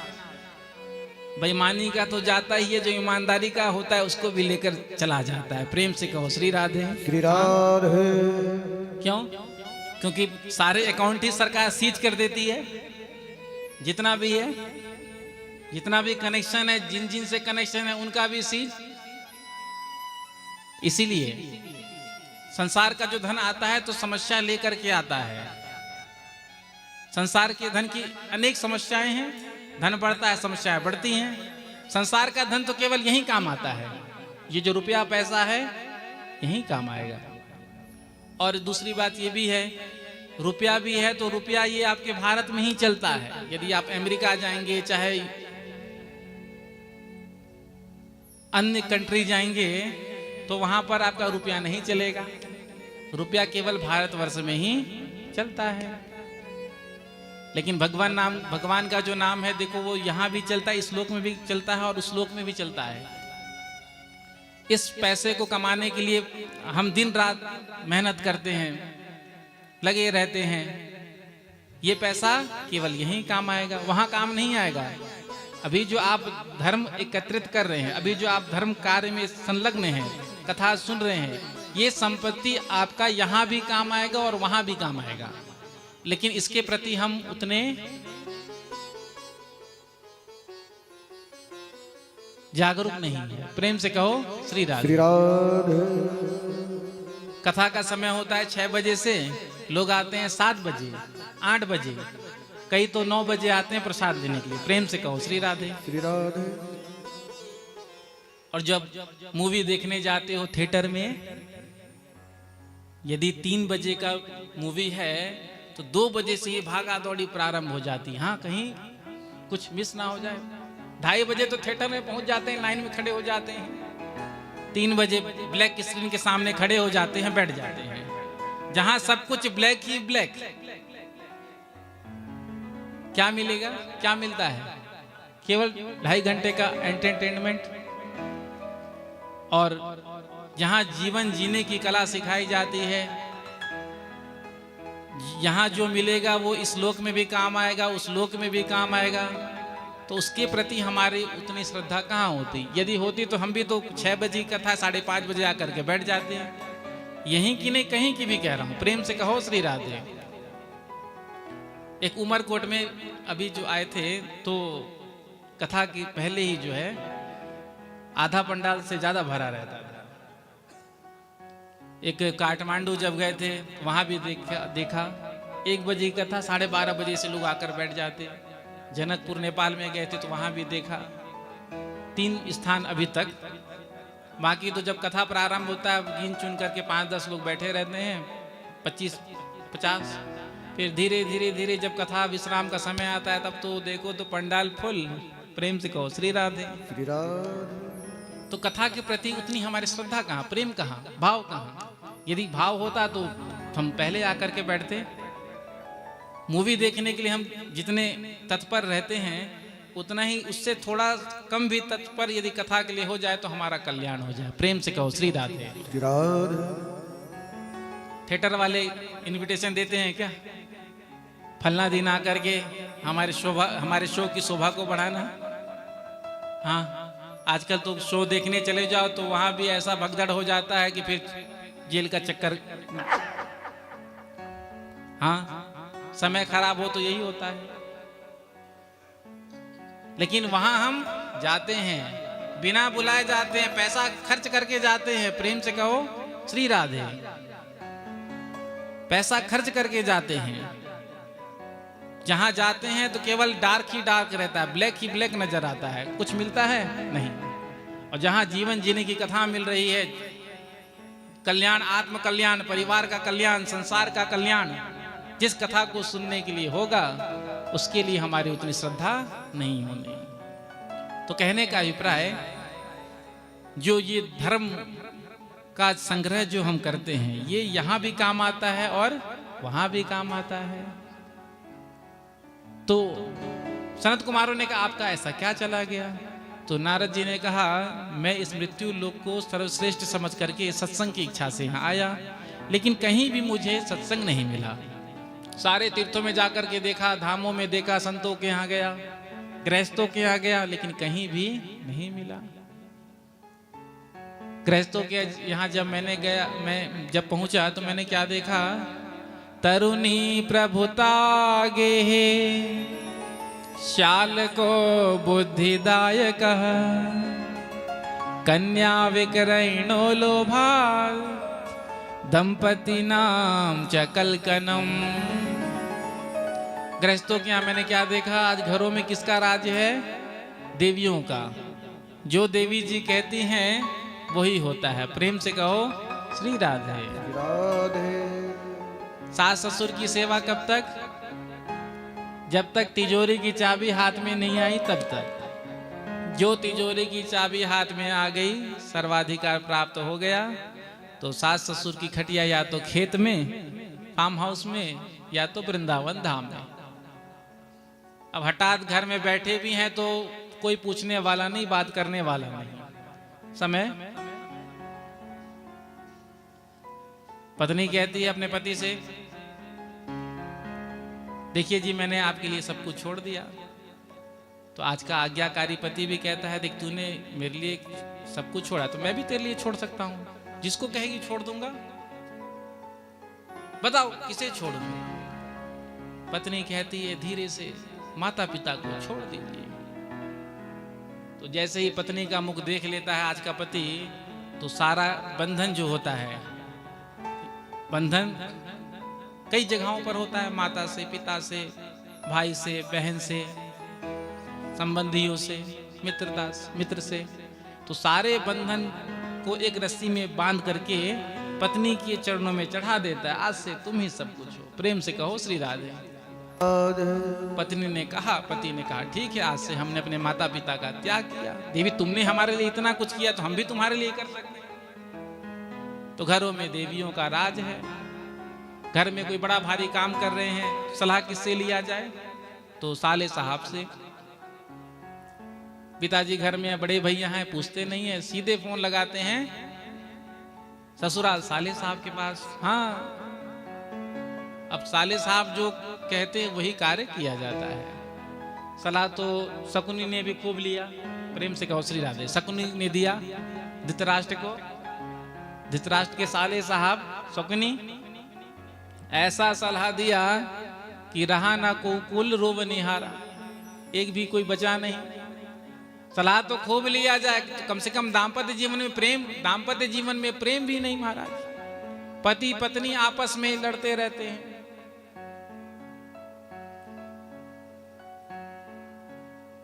विवाह हुआ, विवाह के बाद एक रस्म होता है पग फेरा। पत्नी मायके जाती है, तो जब विवाह होता है तो पति पत्नी में बड़ा प्रेम होता है। तो 15 दिन के बाद मुहूर्त निकला।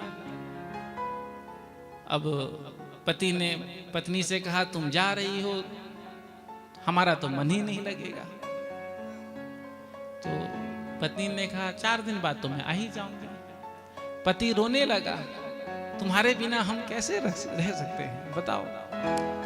पत्नी ने समझाया, धीरज रखिए, धैर्य रखिए, 4 दिन की तो बात है, 4 दिन में मैं आ जाऊंगी। उठाया सूटकेस, छोड़ने के लिए रेलवे स्टेशन पहुंचा। ट्रेन का इंतजार कर रहा था। प्लेटफॉर्म में जो बैठने के लिए लगा होता है चेयर, उसमें बैठा हुआ था। रो रहा था। क्यों रो रहा था? पत्नी मायके जा रही है।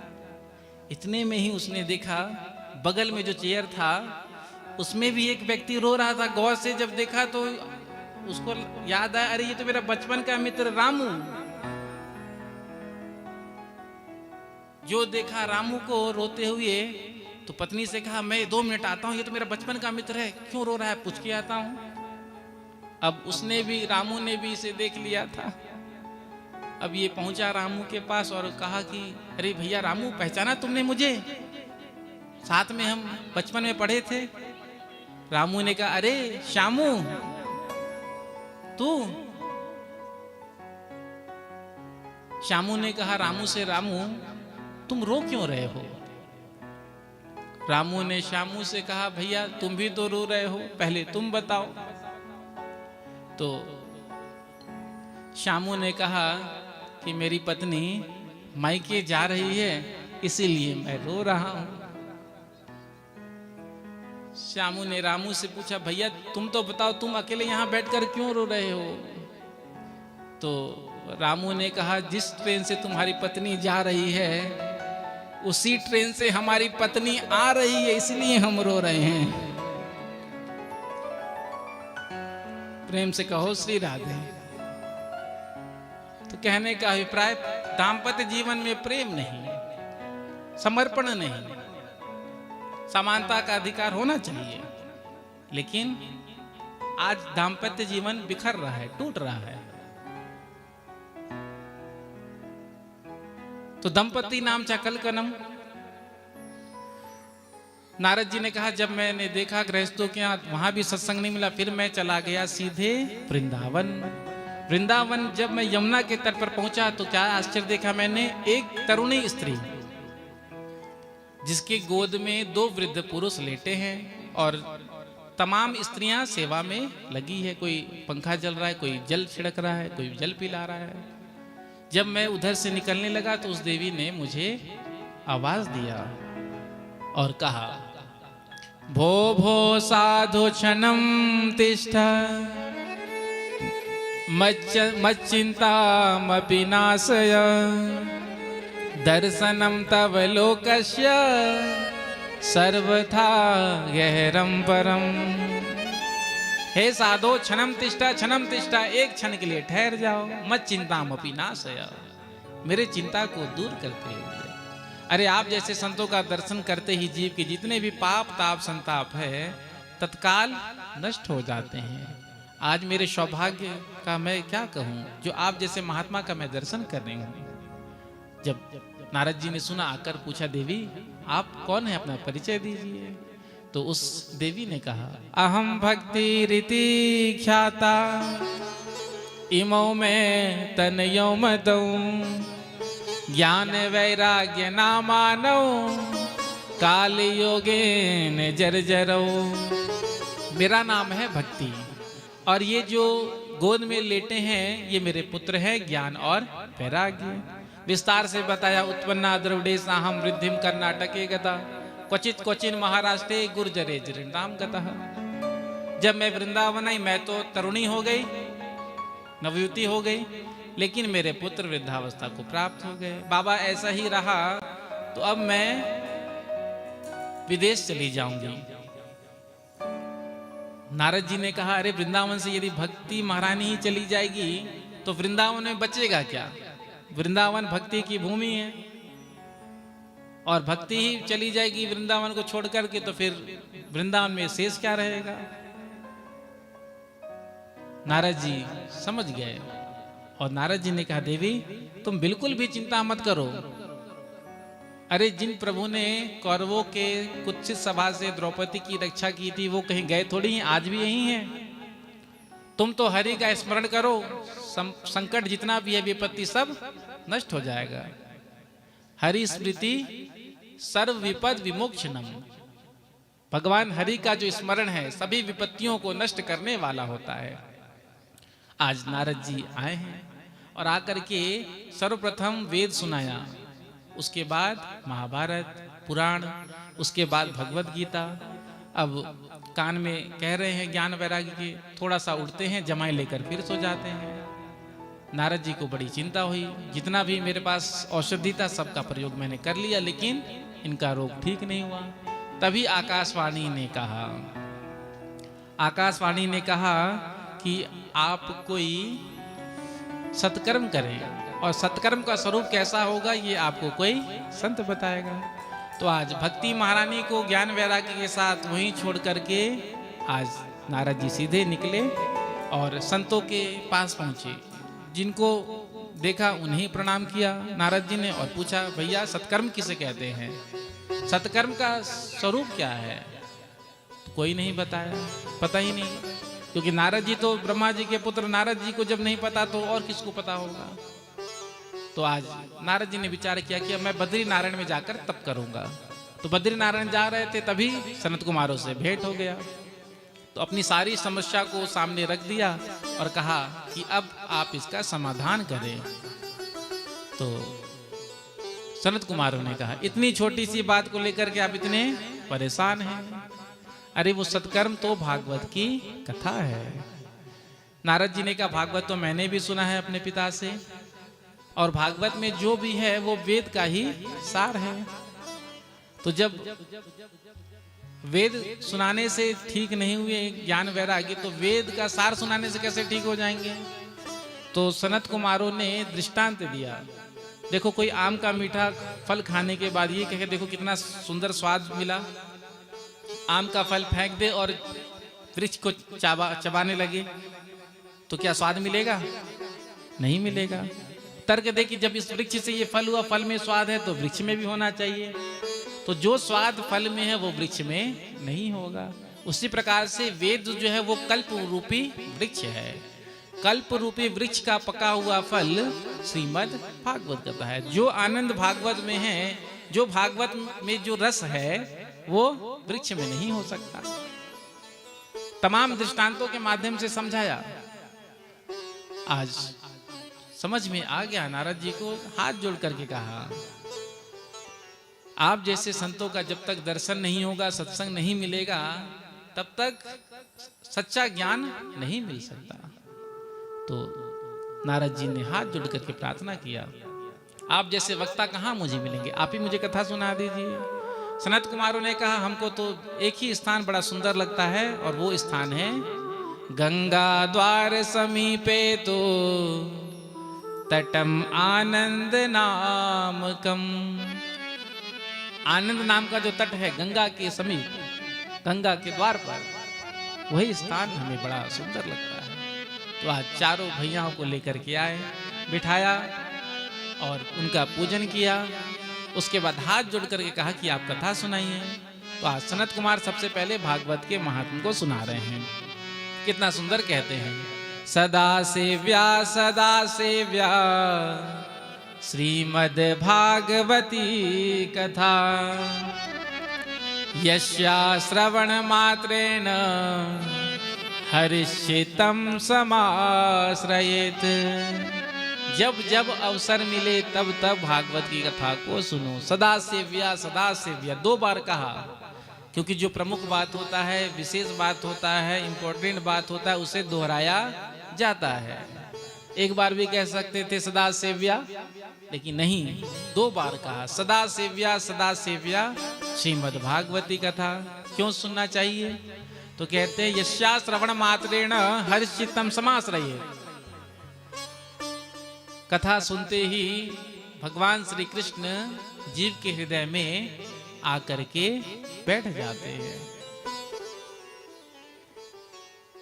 गंगा जी में जाकर जो स्नान करते हैं उसका जो पुण्य होता है, गायत्री मंत्र जप का जो पुण्य होता है, तीर्थों में जाकर के निवास करने का जो पुण्य होता है, वही पुण्य भागवत के एक एक श्लोक का गाने से जीव को मिलता है। इसलिए तो प्रथम श्लोक में मैंने आपसे निवेदन किया था, श्लोकार्धम श्लोक पादम वा।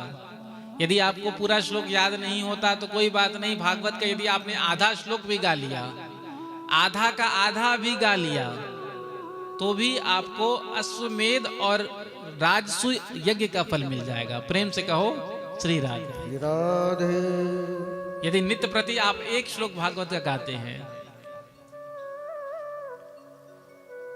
महात्मा का वर्णन कर रहे थे, इतने में ही ज्ञान और वैराग्य ठीक हो गए, स्वस्थ हो गए, युवा हो गए, और अपनी माँ के साथ कीर्तन करते हुए सीधे कहाँ प्रकट हो गए? गंगा के तट पर। कथा कहाँ हो रही है?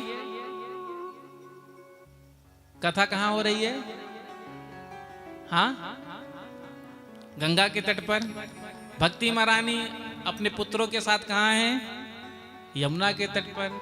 नारद जी ने किसी को बुलाने के लिए नहीं भेजा, जाओ भक्ति महारानी को कहना कि हम आपके लिए कथा गंगा के तट पर करा रहे हैं। कथा गंगा के तट पर हो रही है और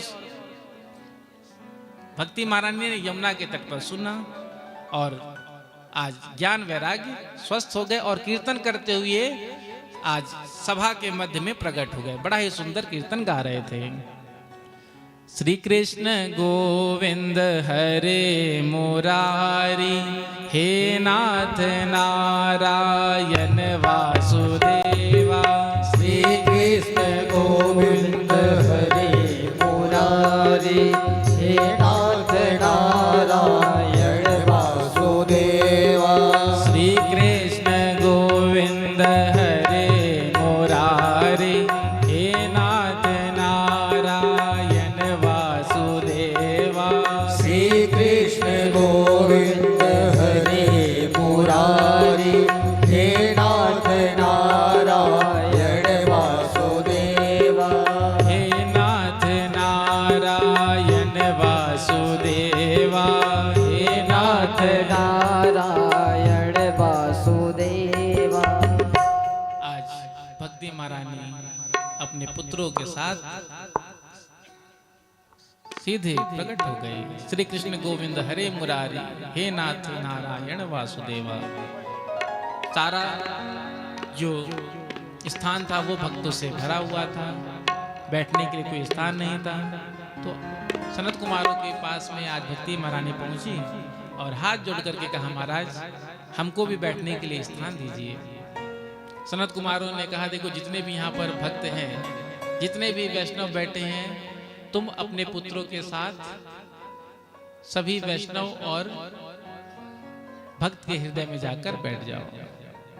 तो भक्ति महारानी ज्ञान और वैराग्य के साथ सभी वैष्णवों और भक्तों के हृदय में जाकर विराजमान होगी। प्रेम से कहो श्री राधे। राधे जोर से कह दो राधे राधे राधे राधे राधे राधे। नारद जी ने कहा, महाराज मैंने देख लिया, कथा के प्रभाव से ज्ञान वैराग्य जो वृद्धावस्था को प्राप्त कर चुके थे वो स्वस्थ हो गए। अब एक प्रश्न आपसे और करना चाहता हूं, क्या कथा सुनने से पापों का शोधन होता है? पाप नष्ट होते हैं? यदि होते हैं तो कैसे कैसे पापों का प्रक्षालन कथा करती है, ये बता दीजिए। तो सनत कुमारों ने कहा, देखो जीवन में जिसने कभी कोई पुण्य नहीं किया, सारा जीवन पापाचार और भ्रष्टाचार में बिता दिया, जीते जी कभी कोई सत्कर्म नहीं किया, कोई पुण्य नहीं किया, कोई दान नहीं किया, ऐसा भी प्राणी यदि मरने के बाद प्रेत योनि में जाकर के भागवत की कथा को सुन लेता है तो वो भी भगवत पार्षद बन जाता है। नारद जी ने सुना तो बड़ा आश्चर्य लगा, अरे महाराज ऐसा कभी संभव है क्या?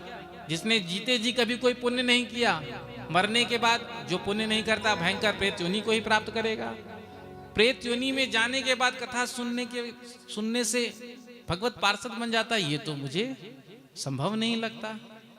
सनत कुमार कहते हैं, देखो हम तुमको एक इतिहास सुनाते हैं और ये इतिहास इतना पावन है, इसको सुनते ही पापों का समन हो जाता है।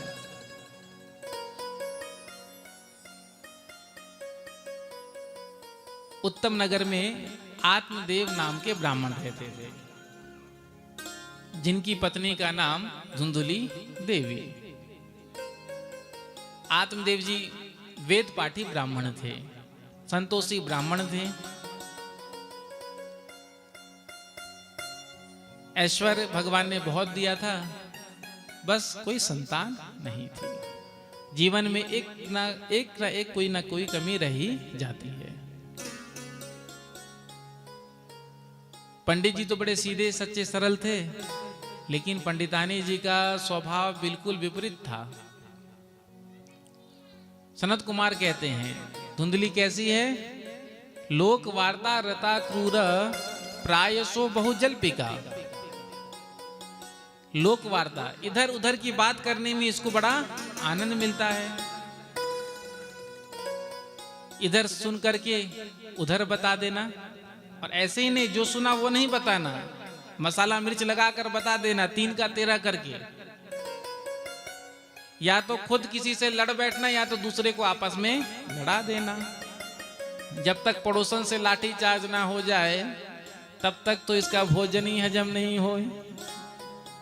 बड़ी भयंकर झगड़ालू स्वभाव की थी, 1 नंबर की कृपण कंजूस। लेकिन पंडित जी बेचारे सीधे साधे। पंडित जी ने एक गाय लाए घर पर। अब गाय का भी कोई बछिया बाछा नहीं हुआ। आम का वृक्ष लगाया, वृक्ष में भी फल नहीं हुए। एक दिन आत्मदेव जी कहीं जा रहे थे, इतने में ही कुछ लोगों ने देखा और देख करके चर्चा करने लगे, देखो देखो ये कितना अभागा है, इसका कोई संतान ही नहीं है। संतान की क्या कहें, एक गाय लेकर घर पर आया, उसकी भी कोई बाछा बछिया नहीं। कहाँ तक कहें, इसकी यहाँ तो वृक्ष में कोई फल भी नहीं होता। भयंकर ये पापी है, इसका तो मुख देखना भी पाप होगा। आत्मदेव जी ने सुना तो बड़ा दुख हुआ, बड़ा कष्ट हुआ। एक तो दुख इस बात का कि कोई संतान नहीं, और दूसरा ये जो लोग समाज के होते हैं वो भी अपने बाणों के वचन ऐसे कहते हैं और पीड़ा होती। जिसके यहाँ कोई बच्चे नहीं होते हैं तो एक तो माता पिता ऐसे ही परेशान होते हैं, क्योंकि माँ का मातृत्व तब तक पूर्ण नहीं होता जब तक वो पुत्रवती नहीं कहलाती। अब प्रारब्ध में नहीं है, भाग्य में नहीं है, लेकिन फिर वो आस पड़ोस वाले, समाज वाले और उसे ताना दे दे करके जो है, एक तो ऐसे ही वो दुखी हैं, परेशान हैं, और लोग सुना सुना करके। यदि आप किसी को खुशी नहीं दे सकते हो तो आपको किसी को दुख देने का कोई अधिकार नहीं है। लेकिन लोगों का तो काम है कहना, अरे आपके यहाँ तो 4-4, 6-6, 1-1 दर्जन संतान है, तो किसने क्या महान काम कर लिया। संतान होने से कुछ थोड़ी हो जाता है। लोग कहते हैं बेटा होगा तो नाम चलाएगा। अब बताओ, बेटा नाम चलाता है कि नाम कटाता है। जैसे फर्म का नाम होता है, कंपनी का नाम होता है, शॉप का नाम होता है। जब पिताजी चले जाते हैं तो पुत्र क्या करता है, सब में नाम कटाकर अपना नाम लिखाता है।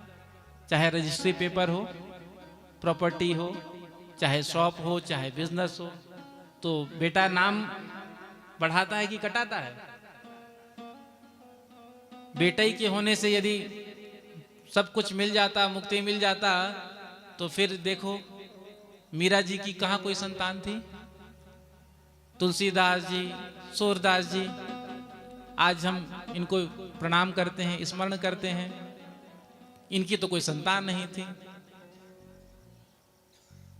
हम कोई डायनासोर के तो संतान है नहीं जो प्रेम से कहो श्री राधे, हाँ उसके बाद प्रोडक्ट ही बंद हो जाएगा निकलना। तो किसी को मर्म वचन नहीं बोलना चाहिए। लेकिन हम जो है बात ऐसे करते हैं कि हम उनके बहुत ही प्रेमी हैं, हितैषी हैं, लेकिन बात वही करते हैं जो चुभे। आज आत्मदेव जी को बड़ा ग्लानि हुआ और सोचा कि अब हम इस शरीर को नहीं रखेंगे। आत्महत्या करने के लिए चले गए। सरोवर के किनारे बैठे थे, इतने में एक संत उधर से गुजरे, देखा रोते हुए, तो पास में आकर पूछा, अरे आप रो क्यों रहे हैं, बताइए। कथम रोदिसी विप्रत्वम काते चिंता बलियसी, आपको क्या चिंता सता रही है बताओ। तो आत्मदेव जी और जोर जोर से रोने लगे। संत ने पूछा, बेटा बताओ तो क्या बात है, अभी हम तुम्हारी चिंता को दूर कर देंगे। आत्मदेव जी ने कहा, महाराज हमारे यहाँ कोई संतान नहीं है। संतों के आशीर्वाद पर भगवान को भी विचार करना पड़ता है। यदि आपने मुझे आशीर्वाद दे दिया तो जरूर मेरे यहाँ संतान होगी। संत ने समझाया, देखो पुत्र या पुत्री होने से तुम सुखी हो जाओगे, इस बात की कौन सी गारंटी है। संसार में लाखों लोग इसीलिए दुखी हैं कि बच्चे तो है, संतान तो है, लेकिन सुनने वाले नहीं, सुनते नहीं। राजा सगर के 60,000 पुत्र थे, बताओ किसने सेवा की? 60,000 पुत्र कपिल भगवान के क्रोधाग्नि में जलकर भस्म हो गए। भगीरथ जी ने तपस्या की, गंगा जी को लेकर के सबका उद्धार हुआ। राजा अंग बड़े धर्मात्मा थे, संतान वेन पुत्र इतना दुष्ट निकला, इसने सनातन धर्म पर बैन लगा दिया। प्रेम से कहो श्री राधे। नाम भी था वेन और इसने पूरे सनातन धर्म पर बैन लगा दिया कि आज से हमारे राज्य में ना तो कोई यज्ञ करेगा, पूजा पाठ, दान धर्म सब बंद। पिताजी को ही घर छोड़कर भागना पड़ा पुत्र के इस व्यवहार को देखकर, आचरण को देख करके। तो पुत्र हो जाएगा तो क्या तुम सुखी हो जाओगे? देखो, संन्यास में, एकांत में और भगवत भजन में ही सुख है, आनंद है। लेकिन कहावत है ना, लातों के भूत बातों से नहीं मानते हैं। आत्मदेव जी चरणों में गिर गए और कहा, यदि आपने मुझे आशीर्वाद नहीं दिया पुत्र होने का तो मैं आपके चरणों में अपने प्राणों का त्याग कर दूंगा, आपको ब्रह्म हत्या लगेगी। संत जी ने सोचा, अगर ये मेरे चरणों में सर पटक करके मर जाएगा तो मुझे ब्रह्म हत्या लग जाएगी। तो संत तो दयालु होते ही हैं, वो चमत्कारी फल निकाला बागेश्वर धाम वाला और देते हुए कहा कि इस फल को अपनी पत्नी को खिला देना। कुछ नियम बता दिया कि यदि इस फल को खाकर नियम का पालन कर लेगी तो पुत्र का जन्म हो जाएगा। अब पंडित जी बड़े प्रसन्न होकर के उस फल को लेकर के आए और पत्नी को आवाज दी, अरे देवी सुनती हो, सुनती हो, सुनती हो। पत्नी बाहर निकल करके आई, पूछा, महाराज क्या बात है, क्यों इतना चिल्ला रहे हो? कहा, देवी देख, संत का आशीर्वाद फल मिल गया, यदि तू इस फल को खा लेगी ना तो हमारे यहाँ पुत्र का जन्म हो जाएगा। अब धुंधली ने मन में विचार किया, ये तो भोले भाले किसी के बात पर भी आ जाते हैं, लेकिन मैं थोड़ी ऐसी हूँ, कहीं कोई मुझ पर कोई जादू टोना तो नहीं करा रहा। मन में आ गया, न जाने भाई कौन सा फल ये लेकर के आ गए हैं। तो पति से तो कहा, इस फल को आप मुझे दे दीजिए, मैं स्नान ध्यान करने के बाद इसको खा लूंगी। पंडित जी फल दे करके चले गए। अब धुंधली हाथ में फल लिए बैठी है, विचार कर रही, खाऊं कि नहीं खाऊं। सहेली आ गई, सखी, देखा, पूछा, बहन क्या सोच रही है? बताया, पंडित जी ने फल ला कर दिया है, कहा इस फल को मैं खा लूंगी तो पुत्र होगा। बहन तू ही बता, फल खाने से भी कहीं बेटा बेटी होते हैं? सहेली ने समझाया, देख, संत का आशीर्वादी रूपी फल है, बिना सोचे समझे खा ले, भगवान की कृपा से तेरे यहाँ संतान होगा। धुंधली ने फल को देखते हुए कहा, बहन फल को तो मैं खा लूंगी, लेकिन मैंने सुना है जब गर्भ में जीव आता है तो माताओं का भोजन कम हो जाता है, तो जब मेरा भोजन कम हो जाएगा तो मैं कमजोर हो जाऊंगी। जब मैं कमजोर हो जाऊंगी तो फिर घर की साफ सफाई कौन करेगा, झाड़ू पोछा? अरे इसमें कौन सी समस्या है? अरे नौकर चाकर रख लेना, ननद को बुला लेना 4-6 महीने पहले। ननद जब बुआ बन जाती है बधाई तो देना ही पड़ता है, 6 महीना पहले बुलाकर घर का खूब काम करा लेना, जो भी बनेगा बधाई के नाम पर दे देना। धुंधली ने कहा, 6 महीने की तो बात करती है, 6 दिन भी रुक गई घर पर तो घर साफ। हाँ, तू नहीं जानती मेरी ननद को? तो कहा कोई नौकर चाकर रख लेना, कोई समस्या थोड़ी है। धुंधली ने कहा, ठीक है, फल को तो मैं खा लूंगी, लेकिन यदि गांव में आग लग गया तो? जितने भी गांव वाले हैं सब भागकर अपने प्राणों को बचा लेंगे, मैं तो भाग भी नहीं पाऊंगी। सहेली ने कहा, अरे कौन गांव में आग लगा रहा है, तू ये सब क्यों सोच रही है, चुपचाप फल को खा ले। कहा, देख, फल को तो मैं खा लूंगी, लेकिन मैंने सुना है कि सुखदेव जी महाराज अपने माँ के गर्भ में 16 वर्ष तक रहे थे। यदि मेरा गर्भ 1-2 साल भी ठहर जाएगा, तदा में मरणम भवेत्, मैं तो ऐसे ही मर जाऊंगी। धुंधली कहती है, या तो विधवा नारी सुखी है, या तो जिसकी कोई संतान नहीं वही सुखी है। सहेली समझा समझा करके हार गई। अंत में कहा, बहन तेरी जो मर्जी तू कर, मैं तो चली। दूसरे दिन इसकी बहन आई। अब इसकी बहन के यहाँ संतान की कोई कमी नहीं। इसने देखा, पूछा, सारा वृत्तांत धुंधली ने सुना दिया। तो धुंधली की बहन ने माथा और खराब कर दिया। देख, बिल्कुल बकवास। अरे फल खाने से भी कहीं बेटा बेटी होता है क्या? बिल्कुल फल मत खाना। धुंधली ने कहा, पंडित जी को क्या जवाब दूंगी? तो कहा, देख अभी मैं गर्भवती हूं, जब मेरा बच्चा हो जाएगा तो चोरी से लाकर मैं तुझे दे दूंगी, तब तक तू नाटक कर, एक्टिंग। और माताएं जो है एक्टिंग में बड़ी प्रवीण होती हैं। प्रेम से कहो श्री राधे। मुंबई में आपने देखा होगा, जब कोई चला जाता है तो रोने के लिए भी बुलाया जाता है, हाँ, इंडस्ट्रीज में। और आपने देखा होगा बिल्कुल व्हाइट कलर का नया एकदम प्रेस करा हुआ, और आकर के एकदम ऐसा रोते हैं मानो कि जैसे प्रेम से कहो श्री राधे। तो कहा, तू एक्टिंग करना, इस फल का क्या करूं? तो बहन ने कहा, देख इस फल को तू अपनी गाय को खिला दे, फल की परीक्षा हो जाएगी, संत का आशीर्वाद कैसा है, सच्चा है या झूठा है। तो उस फल को गाय को खिला दिया। समय बीता, धुंधली के यहाँ पुत्र का जन्म हुआ, चोरी से लाकर, धुंधली की बहन के यहाँ पुत्र का जन्म हुआ, चोरी से लाकर के इसने धुंधली को दे दिया। बदले में धुंधली ने बहुत सारा धन दे दिया।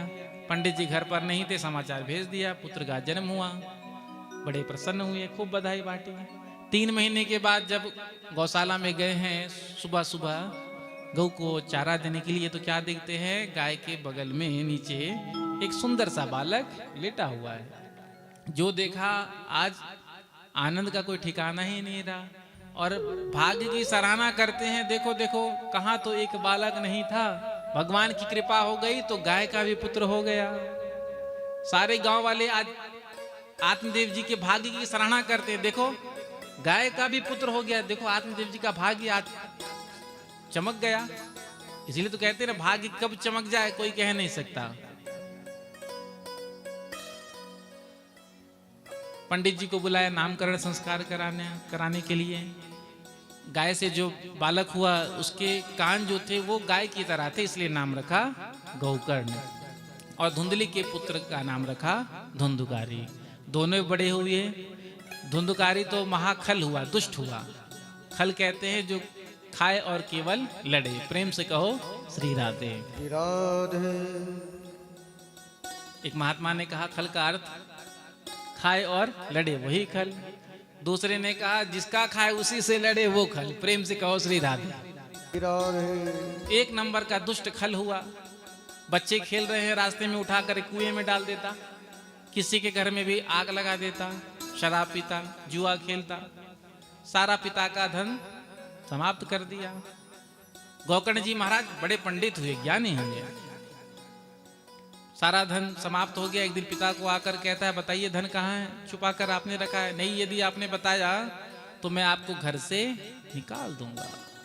जो इस शब्द को सुना, आज आत्मदेव जी को संत की बात याद आ गई।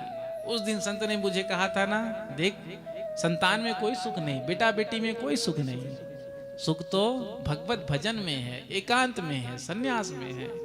यदि उस दिन मैंने संत की बात को मान लिया होता तो आज ये जो दुख मैं देख रहा हूं मुझे देखना नहीं पड़ता। रोने लगे, विचार करने लगी कि अब मैं कहां जाऊं, कहां रहूं, किससे अपना दुख कहूं। इतने में ही आज गौकर्ण जी महाराज आए हैं, और गौकर्ण जी महाराज ने आकर के बड़े ही सुंदर 2 श्लोकों में उपदेश दिया। पिताजी आप किसके लिए रो रहे हैं? संसार के लिए, पुत्र के लिए, किसके लिए रो रहे हैं? संसार से प्रेम करने से क्या मिला ये तो आपने देख ही लिया। अब भगवान से प्रेम करने से क्या मिलता है इसका भी आनंद लेकर देखिए। धर्मम भजस्व सततम त्यज लोक धर्मान। लोक धर्म को छोड़ करके आप भगवत भजन करिए, कथा का रसपान करिए, साधु पुरुष का संग करिए। आत्मदेव जी महाराज चले गए, वन में बैठ करके 10वें स्कंद का पाठ किया और भगवान को प्राप्त किया। सत्संग यदि आप जीवन में करते हैं तो वो सत्संग आपको भगवान से मिला देता है।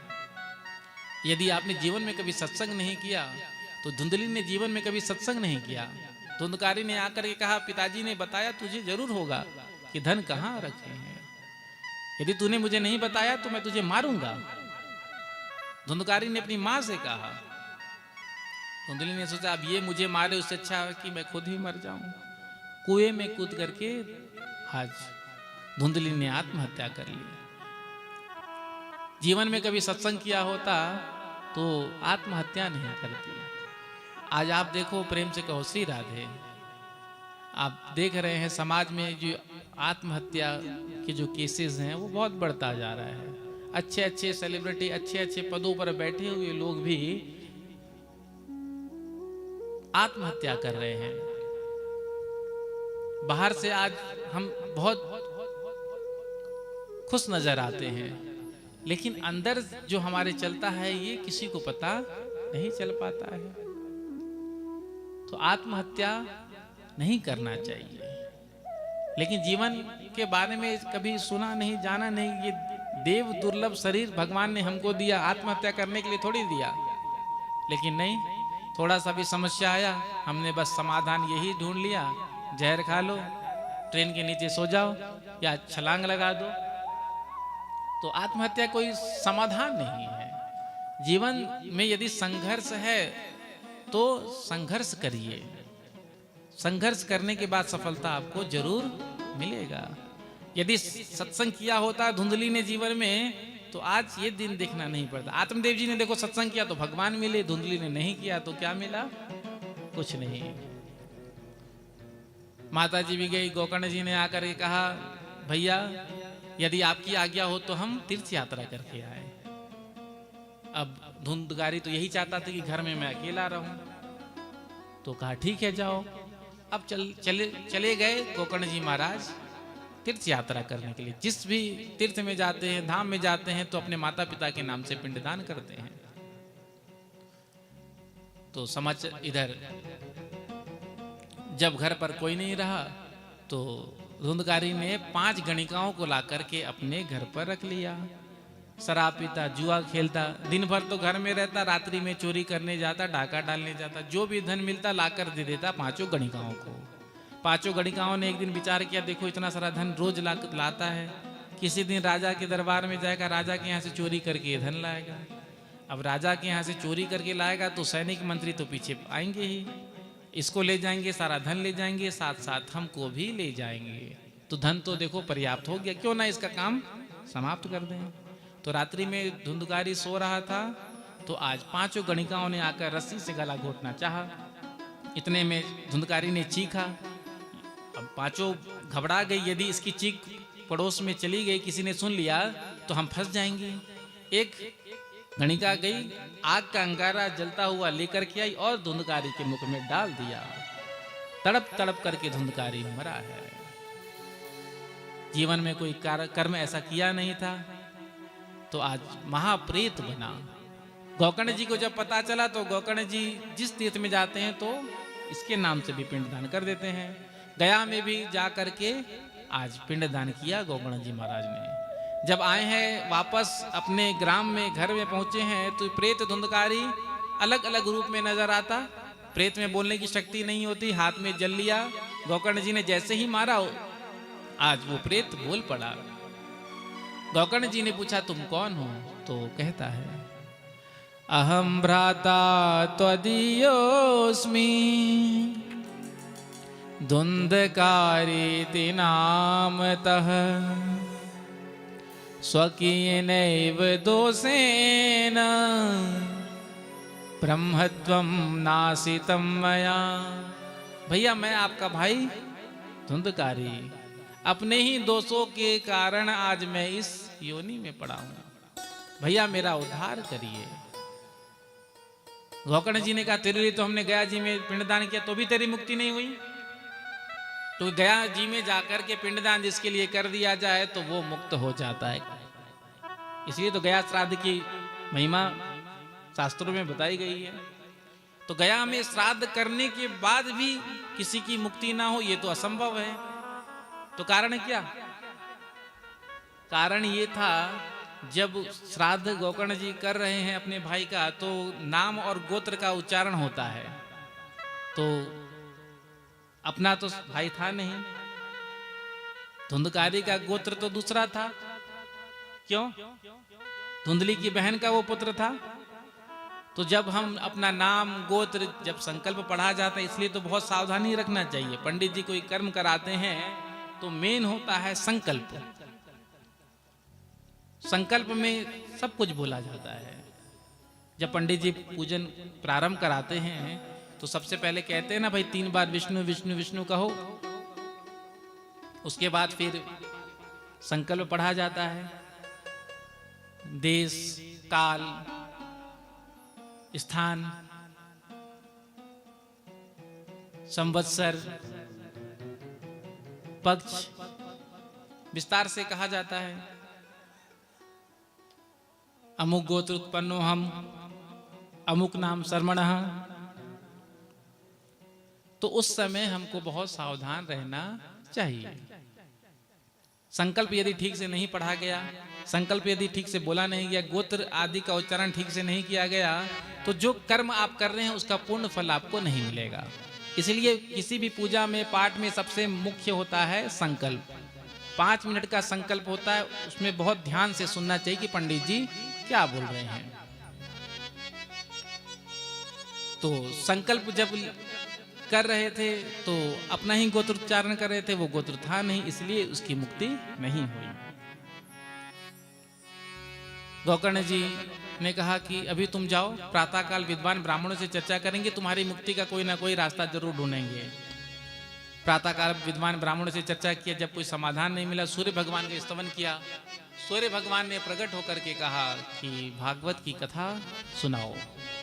तो स्वयं वक्ता बन करके आज गोकर्ण जी बैठे हैं। जितने भी गांव वाले थे सब श्रोता बन करके बैठे हैं। आज गोकर्ण जी महाराज कथा सुना रहे हैं। वही प्रेत धुंधकारी 7 गांठ का बांस रखा था, उसी में आकर के प्रविष्ट हो गया। प्रथम दिवस की कथा विश्राम हुई, प्रथम ग्रंथि छट गई।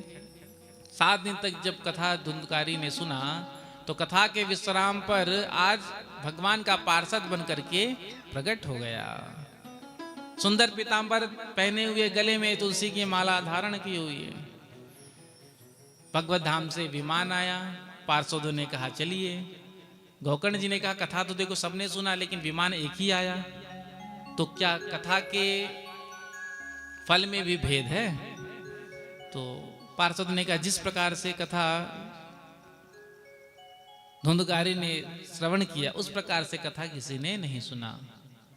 तो कथा तो एक है, लेकिन फल इसके अनेक होते हैं। जिस प्रकार से वर्षा के समय जल बूंद आकाश से गिरता है, गंगा जी में गिरता है तो गंगा जल बन जाता है, यमुना जी में गिरा तो यमुना जल बन गया, कीच में गिरा तो कीच बन गया। तो पानी तो एक ही है, लेकिन परिणति अलग अलग है। उसी प्रकार से जो जैसा भाव रख करके कथा सुनता है उसको वैसा ही फल मिलता है। इसलिए बहुत सावधान होकर कथा सुनना चाहिए, क्योंकि कभी कभी हम कथा में तो आते हैं लेकिन कथा सुनने से मतलब नहीं होता है। अब जो आयोजन करता है उन्होंने निमंत्रण भेजा है तो आना ही पड़ता है फॉर्मेलिटी के लिए। अब घर में जो टाइम पास हो नहीं रहा है, चलो 3 घंटा 4 घंटा कथा में ही टाइम पास कर ले। हाँ, प्रेम से कहो श्री राधे। घर में बड़ी गर्मी है, पंडाल में तो एसी लगा हुआ है, चलो वहीं थोड़ा आनंद ले ले। तो जो जिस भाव को लेकर कथा सुनता है उसको वही फल मिलता है। इसलिए सावधान होकर कथा सुनना चाहिए।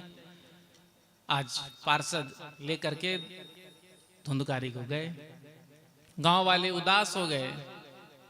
गोकर्ण जी ने कहा उदास क्यों हो गए? तो कहा विमान हमको लेकर गया ही नहीं। तो गोकर्ण जी ने कहा उदास मत हो, फिर से हम कथा करेंगे। इस बार गांव वालों ने कहा ठीक है, अब हम बिल्कुल सावधान होकर सुनेंगे। श्रावण के महीने में पुनः गोकर्ण जी ने कथा किया और जितने भी गांव वाले थे सबने सोचा कि यदि इस बार चूक गए तो फिर विमान दोबारा नहीं आएगा। प्रेम से कहो श्री राधे। तो कथा के विश्राम पर साक्षात वृंदावन बिहारी प्रभु असंख्य विमान लेकर के प्रकट हो गए। गोकर्ण जी को अपने हृदय से लगाया। जैसे भगवान राम त्रेता में सभी अयोध्या वासियों को लेकर साकेत गए थे, उसी प्रकार से आज गोकर्ण जी महाराज के गांव वाले को लेकर भगवान गौलोक धाम गए हैं। 6ठम अध्याय में विधि कथन बताया। कथा प्रारंभ करने से पहले जितने भी रिश्तेदार हैं, मित्र हैं, सबको निमंत्रण भेजना चाहिए। उसके बाद वक्ता का चयन करना चाहिए। वक्ता कैसा हो ये भी बताया है। वक्ता कैसा होना चाहिए? वैष्णव होना चाहिए, भगवान का भक्त होना चाहिए और अति निष्प्रिय होना चाहिए। जहां भी भागवत की कथा होती है सारे तीर्थ धाम देवी देवता आकर के निवास करते हैं, इसलिए सांगोपांग विधि से सभी का आवाहन पूजन करना चाहिए और भगवान से यही प्रार्थना करना चाहिए, प्रभु संसार सागर में हम सब मोह जाल में फंसे हुए हैं और आप हमारा उद्धार करें। व्यासपीठ में जो बैठे हैं उनमें साक्षात सुखदेव जी महाराज का दर्शन करना चाहिए। कथा के विश्राम पर कीर्तन करना चाहिए।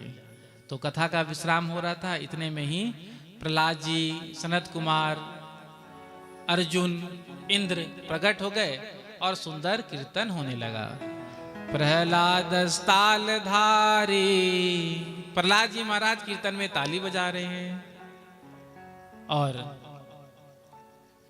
इंद्र मृदंग बजा रहे हैं। सनत कुमार बीच में जय हो जय हो जय हो कह रहे हैं और सुंदर कीर्तन होने लगा। इधर कीर्तन हो रहा था, भगवान मध्य में प्रकट हो गए।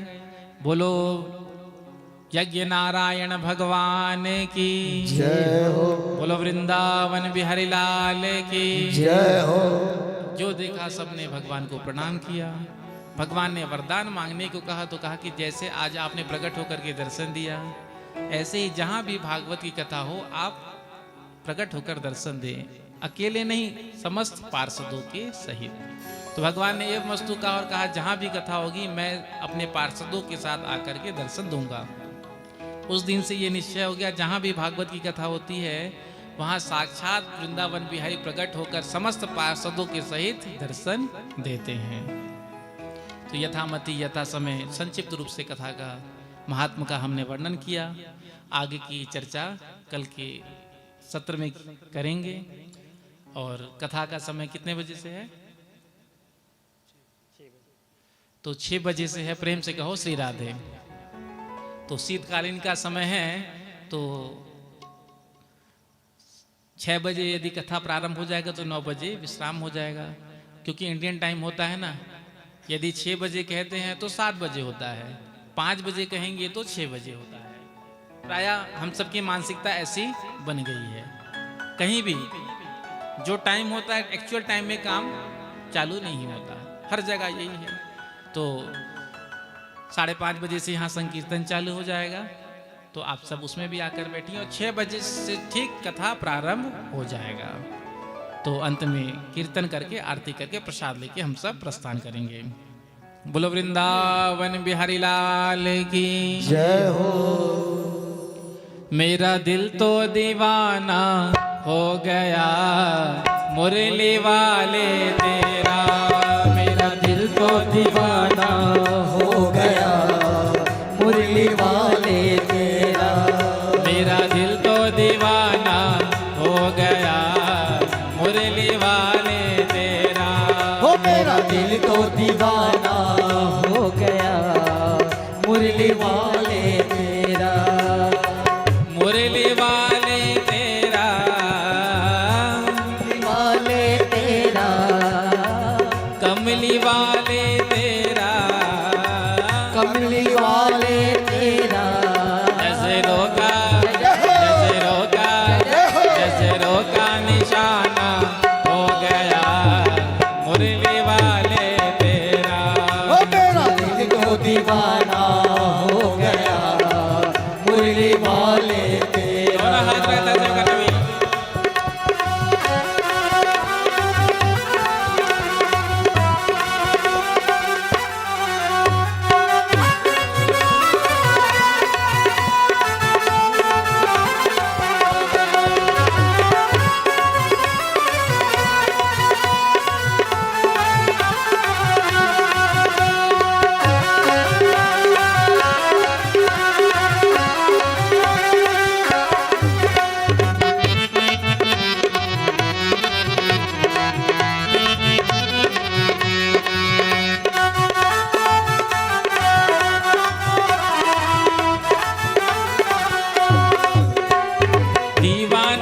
ने ये क्या क्या सिखाया, दीवानगी ने ये क्या क्या सिखाया, दीवानगी ने क्या क्या सिखाया, दीवानगी ने क्या क्या सिखाया। दुनिया छुड़ा के तुमसे मिलाया, दुनिया छुड़ा के तुमसे मिलाया, दुनिया छुड़ा के तुमसे मिलाया, दुनिया छुड़ा के तुमसे मिलाया। मेरे दिल में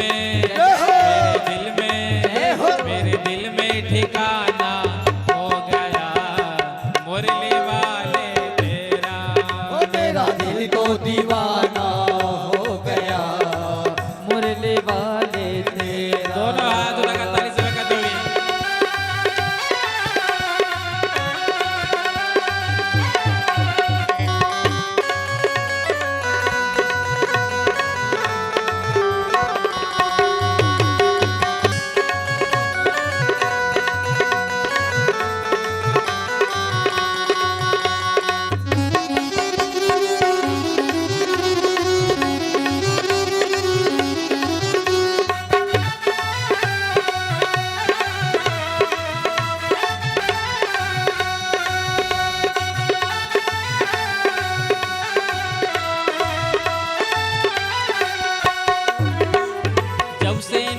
से नजर मिल गई है, जब से नजर मिल गई है, जब से नजर मिल गई है, जब से नजर मिल गई है।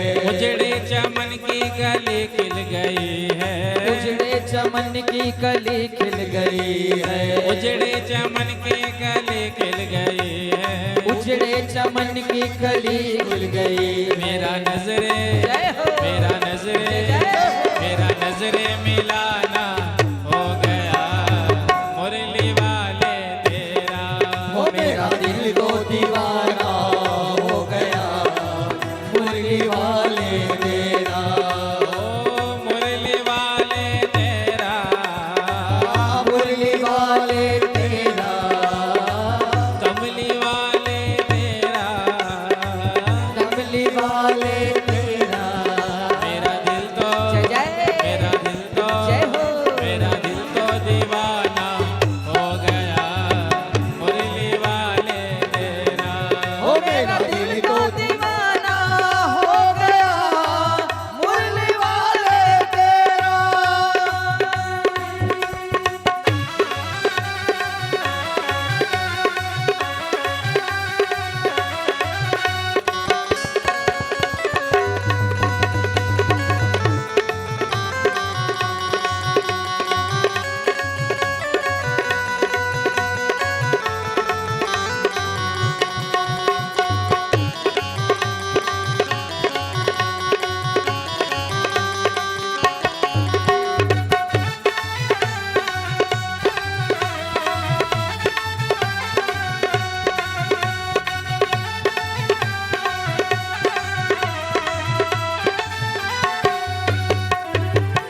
तू मेरा प्यारा प्यारा मैं तेरा पागल, तू मेरा प्यारा प्यारा मैं तेरा पागल, तू मेरा प्यारा प्यारा मैं तेरा पागल, तू मेरा प्यारा प्यारा मैं तेरा पागल। तिरछी नजर से दिल मेरा घायल, दिल की नजर से दिल मेरा घायल, तिरछी नजर से दिल मेरा तेरी घायल, तिरछी नजर से दिल मेरा घायल। दीवाना जय हो, दीवाना जय जय हो। दीवाना जमाना हो गया मुरली वाले तेरा।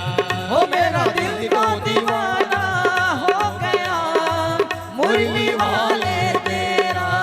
ओ मुरली वाले तेरा, ओ मुरली वाले तेरा, कमली वाले तेरा, कमली वाले तेरा। ऐसे नहीं दोनों हाथ करके। जय हो, मेरा दिल तो जय जय। मेरा दिल तो जिसका जिसका दिल दीवाना हुआ है दोनों हाथ उठाकर कहेंगे, जिसका नहीं हुआ है वो नहीं कहेंगे। मेरा दिल तो दीवाना हो गया मुरली वाले तेरा। ओ मेरा दिल तो दीवाना हो गया मुरली वाले तेरा।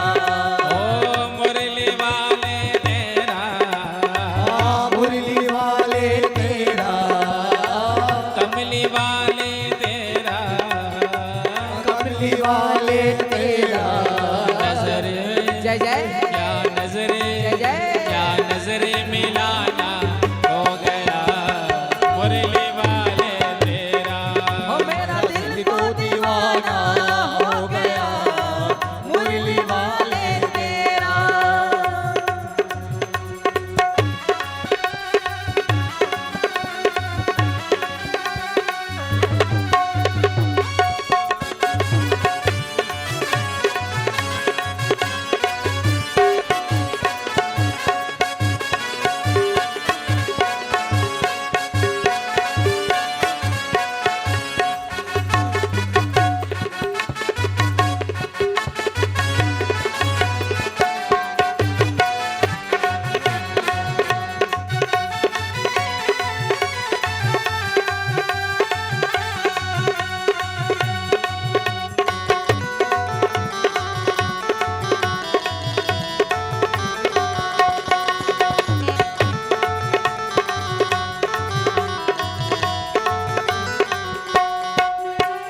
प्राणन के प्यारे कहाँ छुप गए हो। प्राण के प्यारे कहाँ छुप गए हो। प्राणन के प्यारे कहाँ छुप गए हो। प्राणन के प्यारे कहाँ छुप गए हो। मेरे नैनन के तारे कहाँ छुप गए हो। नैनन के तारे कहाँ छुप गए हो। देखो सारा देखो सारा जय जय। देखो सारा जमाना हो गया मुरली वाले तेरा। ओ मेरा दिल तो दीवाना हो गया मुरली वाले तेरा। मेरा दिल तो दीवाना हो गया मुरली वाले तेरा। मेरा दिल तो दीवाना हो गया मुरली वाले तेरा। ओ मुरली वाले तेरा।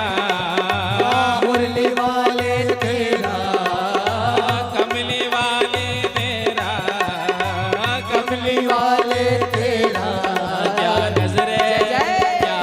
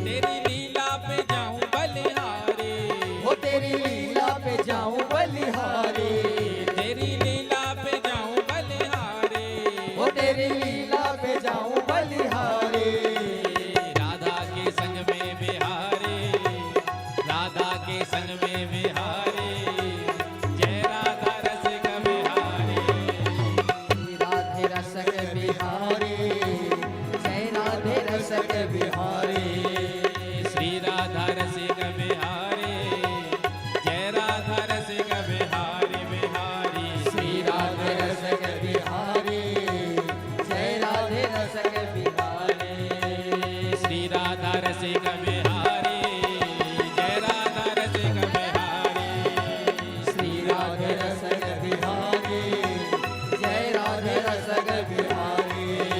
श्री राधा रसिक बिहारी, जय राधा रसिक बिहारी।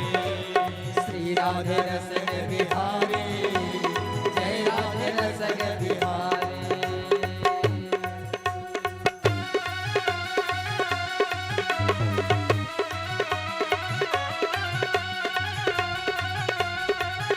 बोलो बांके बिहारी लाल के, वृंदावन बिहारी लाल के।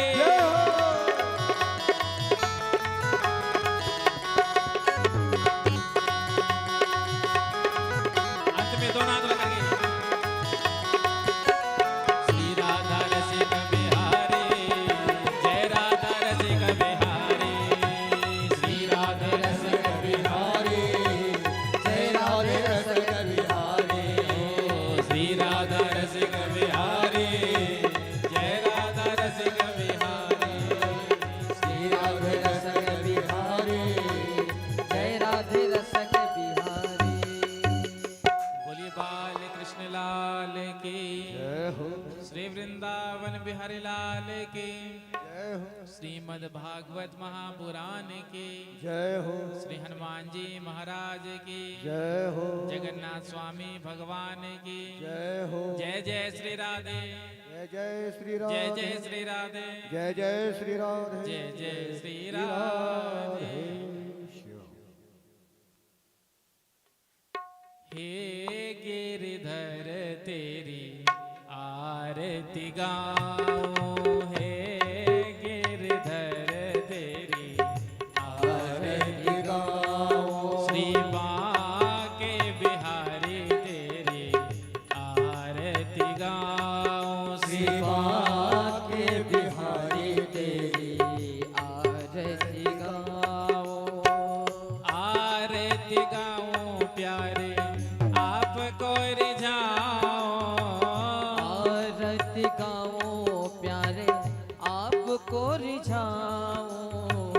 आरती गाऊं प्यारे आपको मनाऊं।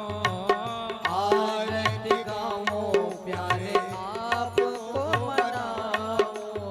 श्याम सुंदर तेरी आरती गाऊं। श्री श्याम सुंदर तेरी आरती गाओ। मोर मुकुट तेरे शीस पे सोहे। मोर मुकुट तेरे शीश पे सोहे। प्यारी बंसी मेरो मन मोहे। प्यारी बनसी मेरो मन मोहे। देख छवि बलिहारी में जाऊं। देख छवि बलिहारी में जाओ। चरणों से निकली है गंगा